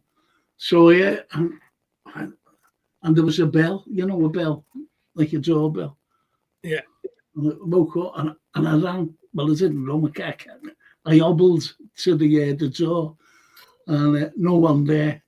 Then I went back, and as I was just getting back into the relaxing like that, I heard another one. But you know what it was? It was this stupid film that was on. And there was like a doorbell. It just sounds like me own going. Into the door. And I hobbled off again, to the door. No one there until I realised that it was the. You need to get yourself a Ring doorbell. I got a Ring doorbell there, and if any kind of salespeople come to the door or politicians, which will happen soon enough, I can do an automated ant and deck kind of message, just to tease them, and that usually gets rid of them. It's brilliant. Keeps me entertained as well. Yeah. Apparently, Trent misses Southampton game and could be available for the Madrid game in 15 days. I just hope we don't slip up against Southampton. That would be a disaster. Oh, God. So, to be honest, I reckon that we can beat both of them. Well, definitely. I really believe that. I really believe that. And we can all have the best Christmas present. Good enough to beat anybody at the moment. Yeah. Especially at Anfield. That attacking. Jota probably might be back as well. Yeah. But you know what, though? With Jota, George, and Frank, I would probably leave Núñez there and probably put Jota on as a sub. Yeah. I wouldn't chance Jota. I don't think he's a 90 minutes player anymore, which is an awful pity because he's probably one of our best finishers. But I think Núñez needs the game time. And, you know, we saw the good of him at Villa and the bad of him. But, I mean, a lot of strikers have that issue. You know, they're not going to score every goal. But, yeah, I'd bring him on. Bring him on. If he's fit, I'd bring him on as a sub if needed. Yeah. Harvey Elliott might be fit as well, apparently. Yeah, I'd like to see him introduced as well. That could be a big help in the new year. Absolutely. Yeah, look at this. Look at this prediction. Liverpool to lose by Callum to Southampton 1-0. Beat Madrid 5-0 and City 5-0. Watch would be typical. I don't know. I'd rather beat Southampton, lose to Madrid. Yeah, same here. Same here. Because we're going to qualify anyway. We're going to qualify for the last 8 in Europe. Yeah, no matter what, isn't it? You know, we're going to qualify. But I want to be up there. I want to be right up there. You know, seeded. I want to be seeded. And let's Definitely. get the lessons. Love to beat Madrid, yeah. Yeah, look at this fella. Look, now he's sitting on a balmy night in Tampa. Okay, back VNT, you know, on the patio. You know, he's got his little gin and tonic, watching the sunset over the canal. Oh, wonderful. Whoa, what a picture. What a picture. And the IBR, I think Southampton are a banana skin. We've had a few in the past, I remember Bournemouth. Oh, don't talk to me. And after beating Manchester United 7-0, we lose to Bournemouth. Yeah. God almighty. You can never relax. There's no easy games. No. The joy of football. Norman says, I just want to win us all. And Jay says, how about we go unbeaten all season? That will do. Jay. Well, that'd be something. Come on over, guys. Yeah, we have been beaten once. Anyway, Dennis, if you can introduce me to Hulk Hogan, I'll be over. Yeah, they don't play curling over there. Come over to Liverpool. I'll introduce you to George. But not to you. I'll be over on the 12th to the 14th. So I'm going to make it my ambition or my mission to get over to see it at some stage during that time. If you're around that time. Who? So, yourself. Oh, me. I don't know who you were talking to. I thought you were saying to Dennis Papa. When you coming over? The 14th of December? Yeah, the 12th to the 14th, yeah. Oh, he said he was over a couple of months ago, George. I said, come and see me. And he went, no. No, I didn't say no. Now, I was going to go over. I say no. Once you you refuse the first time, you don't get asked the second. Oh, okay, all right. And you won't be seeing George. You get a bottle of scotch every time you go. It'll cost me more now. Yeah, not sure about Hulk. This is for you. Oh, Ric Flair, yeah, that'd be good. Who's Ric Flair? Ric Flair. You don't know who Ric Flair is? I haven't a clue. A wrestling god. Oh, wrestling. And the big business, big business wrestling, isn't it? Big Absolutely. Business. don't like wrestling, you know what I mean? I used to love it. I actually went over to Newcastle. Mr. McMahon. Yeah, well, now he's in big trouble. Yeah, I saw a documentary about him on Netflix. He's larger than life character, him, isn't he? Oof. Yeah, very, very damning documentary, and it was in the middle of all of that scandal that's unfolding. I want to answer this. I want to answer this, fella. Frank's blown me off my last 3 times there. That's coming over to it. He's in a band, you see, and he plays at the Cavern. Oh, right. And he said to me, I said, this is last year. I said, where will you be? He said, the Cavern Club. I said, okay, I'll be down. And our Francine was waiting with a couple of mates in another pub. So anyway, what had happened, I goes down the Cavern Club. And I said to the fella, I said, no, never been on. I said, okay then. So anyway, I had a few beers and I came out. I said, these are not appealing. So as I was walking over, this is the irony, as I was walking over to the Cavern pub, our Francine was walking down and she shouted at me, she said, Dad, we're over here. So I said, okay. So I walked up to her and she said, have you seen Dennis? I said, no. I said, he's not on. I said, I don't know where he is. Mightn't be on till tomorrow or whatever. So we went over to the other pub and we stayed there, and then we went about our business, you know, just walking around to pubs. And Dennis was on the Cavern pub and not the club. That's how I missed it. So I want to put that out to you. And as he says, just teasing you. And Dorothy, yeah, look, Dorothy. Ric Flair would never be as good as Vic and Burt Royal. Oh, look at these. Big Daddy and Giant Haystacks on the World of Sport in the 80s and Dickie Taylor. Brilliant. Yeah, brilliant. My stepfather thought it was real. He thought it was real. I used to watch that. It's fantastic acting, fantastic, brilliant choreography. I used to watch They that. do get injured, though. They do get injured. Oh, absolutely. Actually, when I was over for the Liverpool Legends game against Ajax, Martin, he lives in Warrington, and he actually brought me over to see the British Bulldog's grave.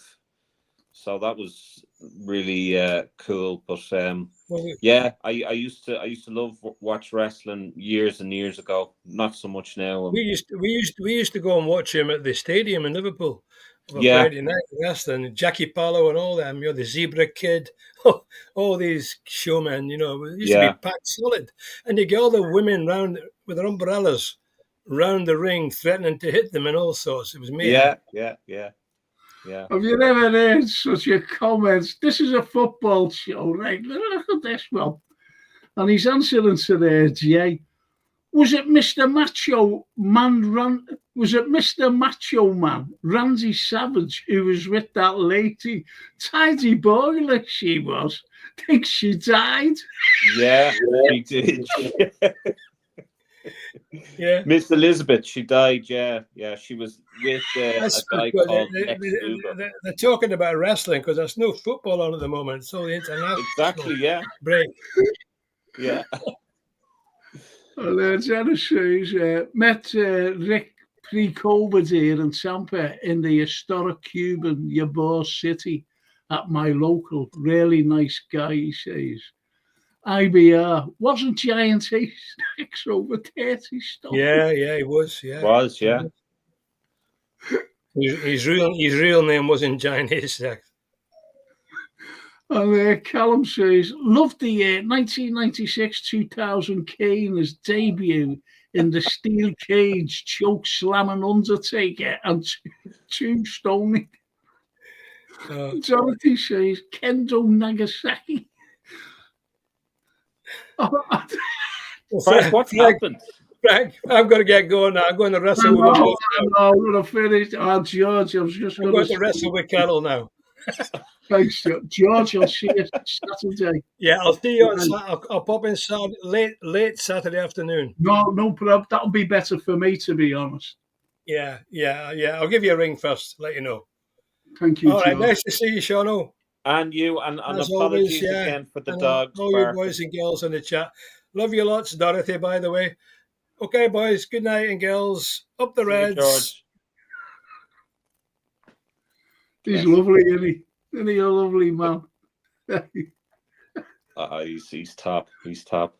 And see the way he said goodbye to Dorothy. Yeah. No, because she's the lady. The lady, that's lovely, that. Yeah. No, he's a gentleman, George. So hopefully, if I'm invited to see you, Frank, I'll come over, and hopefully I'll see George too. That'd be great. Yeah, he's a lovely man. And Norman says, I'd have wrestled Anne Margaret in a day. I'd wrestle her now. I'm mine in a day. Have you seen it? I'd wrestle Margot Robbie. Oh yeah, look. I love you too, Frank. Thank you, Dot. Oh, bless. Thank you. Thank you. It's the first time. I love you. Me little, yeah, there you go, Frank. Frank versus Sean Inferno match. And the two dogs interfere in it. Big up, Frank. Mate, hope you're all well today, says Taz de Reynolds. Yes, Taz. I'm okay. I wasn't, to be honest, at the beginning. I felt a bit, a bit. I was lightheaded, today. That's why I fell asleep, to be honest. I got up to answer the door and there was no one there. Then again, that's it, settling down again. Because he had to be trying it out, you see. And you try to get on it. The way I am, anyway. And that ding. Fucking hell. Because what I thought, that whoever rang the bell must have gone, like along the thing. Yeah. You know what I mean? Out of sight. So I went back again. Opened the door, no one there. So I just said, oh, fuck you. I'm not opening the door again if you ring. But it wasn't. It was the bleeding Shelly. Tennis. This has been a great crack, guys. Glad to be back. Thank you, Dennis. We're setting up wrestling matches here now, Dennis. Sean and Chris Dix, wrestling match. No, I like a challenge, Norm. Funny. Callum says, Frank and George handicap Sean in an Inferno match.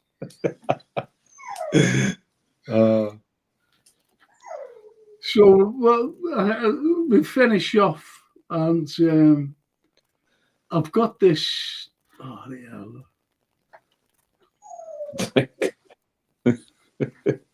oh man! Thank God Julian Dix never managed us. Flags and chocolates.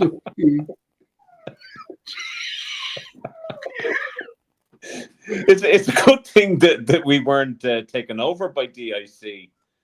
Yeah. I just hope Jonathan's not looking at. Oh, that's brilliant. That is very funny. Dix out. Oh, that is brilliant. I'm going to tell you, this is true. I hope my Francine's not listening. This is true, this. One of my mature students, she was a lovely lady, telling me all about the Second World War, right? So anyway, I seen it, and I seen it in town.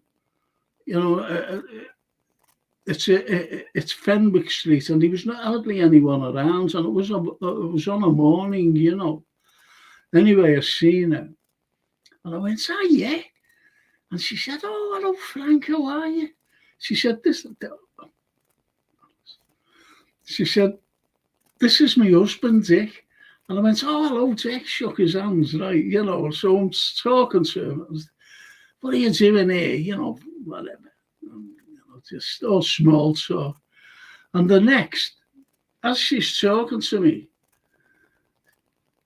she looks over my shoulder and she went, oh, she said, it's little Dick. You know, so I looked like that and I was the son.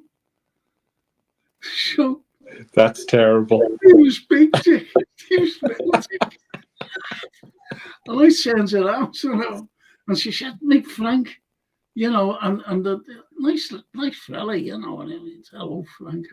My mum so much, you know, told me so much about you, and, you know, I said, oh, thank you. I said, will you excuse me a minute? I've just got to go in here. I said, I won't be a second. And what I walked into, and it's still there today, is this, it's a you know, a cobbler's, and they sell do your keys and things like that. Yeah. Small shop. So I walked in because they got to know me, you know, roving around there.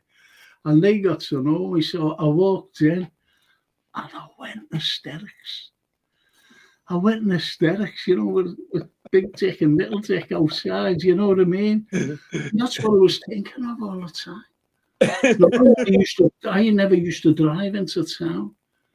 Right, yeah. And I used to, if I couldn't get a cab, I just jumped on the bus, you know. And I was sitting on the bus and I was thinking about it. And still laughing. And I couldn't stop. Oh, and you know, I'm just thinking about it all the time. But that went on for ages. I thought I'd just let you know about it. Sure, isn't that the best laughs that you have, like when you can't stop laughing and other people are looking at you laughing and they're laughing and wondering what you're laughing at. Exactly. Nothing like it. I'm now getting the IBR is now giving me a wrestling name called Sean the Savage. Not too sure what to make of that. That sounds... Yeah, look at that, the IBRs. The Frank's wrestling name would be the Italian Hitman. I showed a fella, he said, what did you look like years ago? I said, what do you mean? But he had a photograph of me thing, and I said, yeah, that's what I looked like when he had black hair. And he went, fucking hell. He said, you look like an 80s Italian porn star. He was like the Italian Fabio. Italian porn star. Oh, thanks very much. But anyway, mate, we've finished this show, and this is for you. Hey, Sean, settle an argument with me. Settle an argument. Me and this bloke has it in work today. The term catch yourself on it means like have a words with yourself or take a look at yourself is an Irish term. Is that right? Cop yourself on is an Irish term. Catch yourself on, I have not heard that been used. Not to say that it hasn't been used. I'm sure it has by a few Irish people. But cop yourself on would be more familiar to me. And it would be, I mean, you know, have a word with yourself, or, you know, sort yourself out, or take a look at yourself. Yeah. Glad I could give my little 2 cents there. And as Callum says, up the international Reds and the Red Seas, lads. Thank you. All right, Callum. Cheers, Callum. And we'll finish on that wonderful score. Okay. And as he said, look, Norman, thanks, I was right. So, must have been having a little, a little tete-a-tete with this. I'm glad it could help you, Norm. So anyway, mister. Yeah, you'll be seeing me tomorrow. Yeah. Oh, yeah, I'm on the KLM. Yeah. I'll be there for you. What time does it go out? 8 o'clock? So it's not going to be live. It's not. We're going to record it. Oh, record it. Okay. So we're going to record it, and we'll have it kind of maybe in 3 segments so that we can kind of split it up nicely. and Okay. just talk, you know. In But there won't general. be, yeah, in general, there won't be kind of any chat. It'll be just us, and then we might do a chat then at some other stage if we can. Frank is the Jackal. Oh, I like that. That's a better name, I think, Frank, for you. The Menace, eh? The Menace Master. Frank is the Jackal. Very good. Hands I up like- to Frank. I'm glad it's hands up and have nothing else there.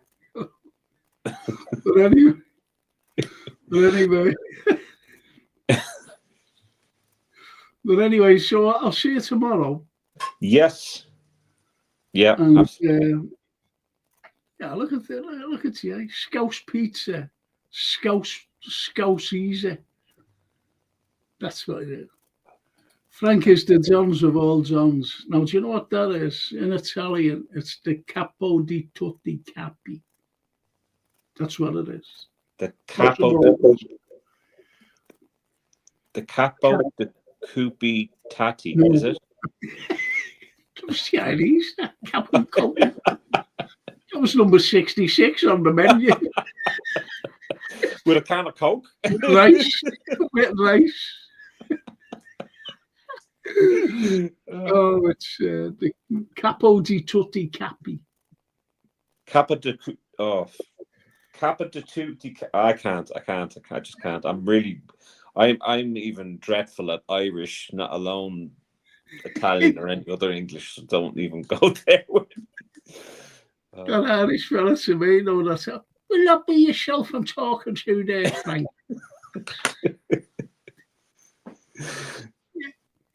Oh, I'll tell you. Capo de Cupi. I see, I can't do it. Capo. Capo. D. Tutti. Capi. Capi. Perfect. You said it like a proper Italian then. Sean the Don. Shut the Don. Capo di tutti capi. Ci vediamo, capo. Kate.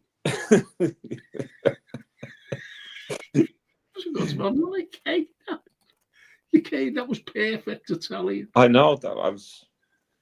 Yeah, look, Sean, Babe Station countdown on. Just being told. Okay, appreciate that. Is that for me to go on Babe Station or just to watch it in general? Just to watch it in general, yeah. Okay. Go on. It'll be all right in one of them little cubicles, wherever they are. Sean says, Jay says, great show. Frank, best medicine is laughter. You look great now. Oh, thank you, Jay. Absolutely. Thank you. And no, just for you, Charlo, Sharon from Essex is he watching that? I think I dated her. Did you? No, I don't watch Babe Station. I could tell you a few dates I've dated. I bet you. You see, that's why I'm coming over to get some hints and tips off you, Frank. They're old now for me. I'll tell you, Don Juan over there, he knows. He knows. Hang on, I'll check. He's got to check Babe Station. Just joking. No, no wonder YouTube are taking the subscribers off us. I know, cinnamon. I know. It's the same thing with AKM LFC as well. Yeah, it is. It's mad. So we'll see you tomorrow. Listen, I've got me Thursday one on. And yeah, I'll try Saturday and make morning, my Saturday morning as well. You know, I'll the film TV review. Well, I've a few more movies to watch now. To be honest with you, I did those two movies, but one movie that I want you to see. I know I'm not going to mention the movie that I mentioned before. Eternal Sunshine of the Spotless Mind. Yeah, really good film. Really, really good film. Do you know what I watched this afternoon? What I was watching, and the fucking doorbell was going. What's that? It was Yeah, look, my little thing's gone. It was, I don't know what it was. Oh, The House Sitter. The House Sitter. Oh, Steve Martin and Goldie Hawn. Goldie Hawn. I was laughing. Lura. I love that film. I love that film. Wasn't it funny? I love that film. I absolutely love that film, Frank. And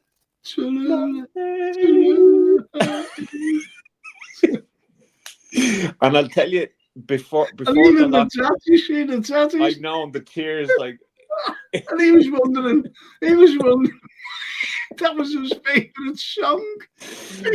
Oh, Jesus Christ. That's hilarious. Steve Martin was amazing.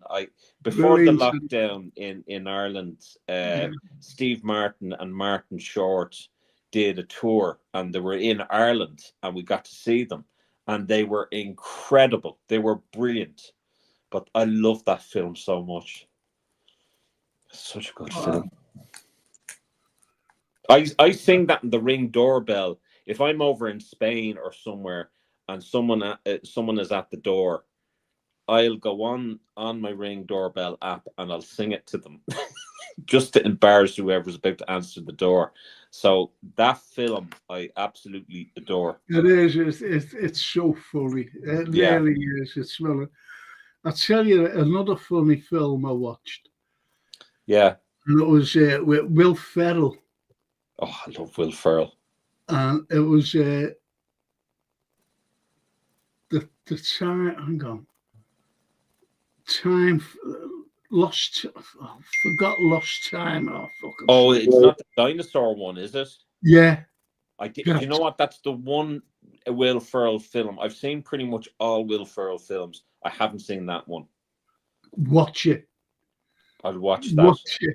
It's so funny. I'll watch that then.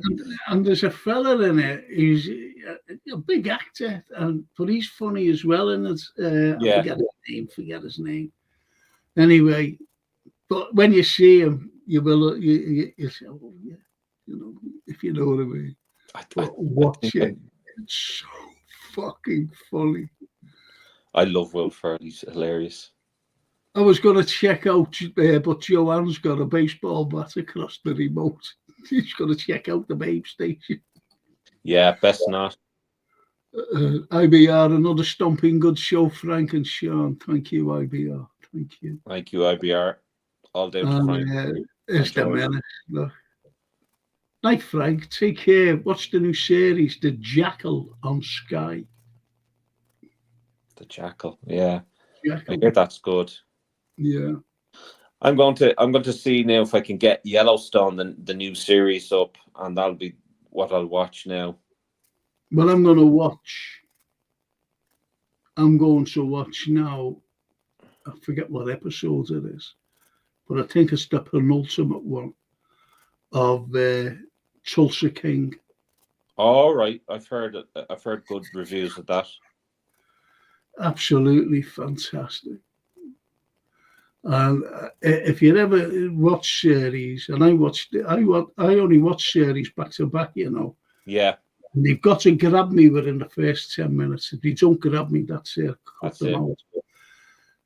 And that's You're On It and The Outsider. You're On It. They're two series, and I watched them back to back. That's some good going. And Jay says, Frank, Sean and George, brilliant show. And thanks to Jason for making us all laugh. Absolutely. Isn't that nice? That is nice. Nice for Jason to get thanks there. Menace Master, the old man is good too. Well, Menace, please watch You're On It. Watch first The Outsider. Watch Jason Bateman's in it. Watch that first. I thought you didn't like Jason Bateman. Oh, Jason Statham. Sorry, I'm getting mixed up. Jason Bateman and Jason Statham. I'm getting mixed up with the Jason. Sorry.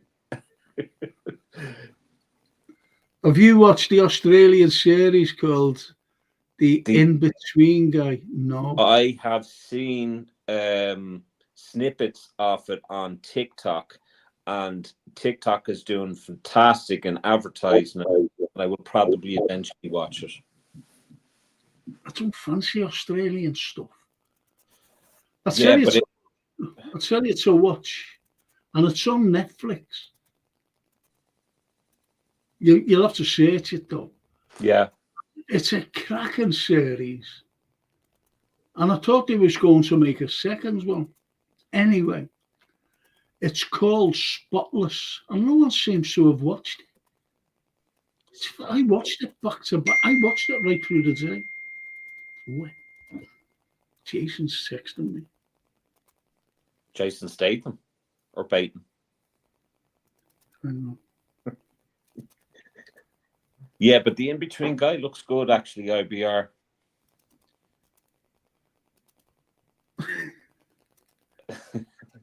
Right, he says, yeah, only went for a shower. When I came back, you are teaching Sean Italian and giving each other wrestling names. And he said, Mr. In-Between, brilliant. Jason said that, did he? Yeah. And he says, his last message is, I've seen Spotless. Great show. Really? Okay. It really is. Now, I haven't seen In-Between. I used to watch the In-Betweeners. That's a totally different In-Betweener. No, this is the In-Between guy. I loved it. I loved it, honestly. I'm sorry, I'm just getting visions of that scene in The Babysitter, or the house. What is it called? The Babysitter or the House Sitter?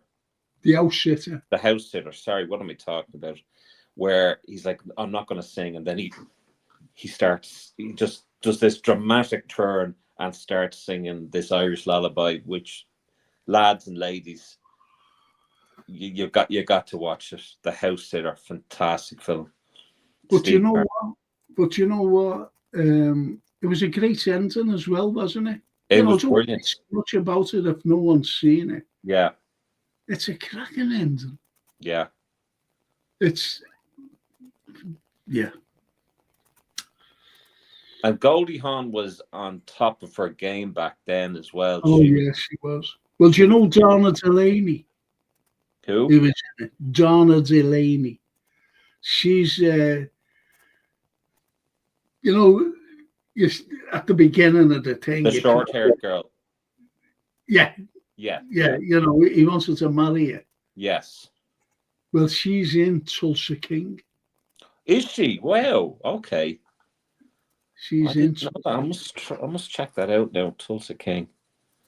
But you've got to watch the first series. Don't be going on to this series. You've got to watch. No. Just watch the very first episode.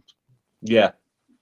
Watch the first episode, and I'll guarantee you now that you'll go and watch the second one. I'm telling you, it's fantastic. Stallone is brilliant. And Jason, I just tried to remember that film, and Jason McAteer jumped into my head. Oh, God, get that out of your head fairly quickly. That's what he said. The old man series says the man is with Jeff Bridges. Good actor, yeah. Yeah.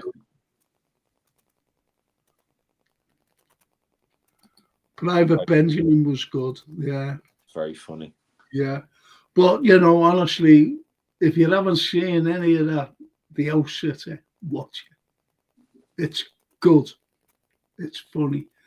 But Lands of the Lost, isn't it? That's that film with Land of the Lost, yes. With Will Ferrell. Lands of the Lost. Please watch it. I'll tell you what I'll do. That will be my film. That'll be my film. Lands of the Lost. Yeah, that'll be my film that I'll review on Saturday then. Okay, because you'll be like that. Honestly, it's just mad. As long as I can use the word that you use at the end of your intro, sublime. Yes, I love the way sublime. Yeah, well, that's when I was talking about Tulsa King. Tulsa King, yeah, that's It's fantastic. Yeah, it really is. So anyway, ladies and gents, we're on Babe Station saving Ryan's privates. Poor old Ryan, what? Shall we bar him? Shall we? I think if there's a few people that probably should have been barred way before him. Oh. I just hope Dorothy isn't. Do you want a bit of a news flash? Go on. I have some breaking news. So the gentleman that was in the video with David Toot, his name is Ben Kitt, and apparently he's been suspended now from his job as well. Go away. That's basically the gist of it. Ben Kitt. So there you go. The Menace Master says Dean Martin and Jerry Lewis films are cool. I never liked that Jerry Lewis. Yeah, well, I'm not a big fan of Jerry Lewis for obvious reasons. Yeah. He wasn't a nice man, you know. No, I saw him being interviewed, and he was a real rude, really rude. No, man, I will bring you Xmas cake next month, Frank. I'd be checking that cake, so I would. So funny, you know. Listen to him. Why? The Menace says why. Look it up. I'm not going to say here. No. His name is Ben, Benkitt. Ben Kitt, not Ben Kitt. Ben Kitt. Yeah. Right. So I'll finish. Got this pain back in my elbow, and I'll see you on tomorrow. You'll see tomorrow 8:00. We'll just have an old chat and see how it goes, and sure. Should be good. See, I was going to do conspiracy theories tomorrow night. And well, Jason, if you want. No. Are you sure? Positive. Yeah. Come on. Because I've said to Jason, no, I'll do this with Sean. Yeah.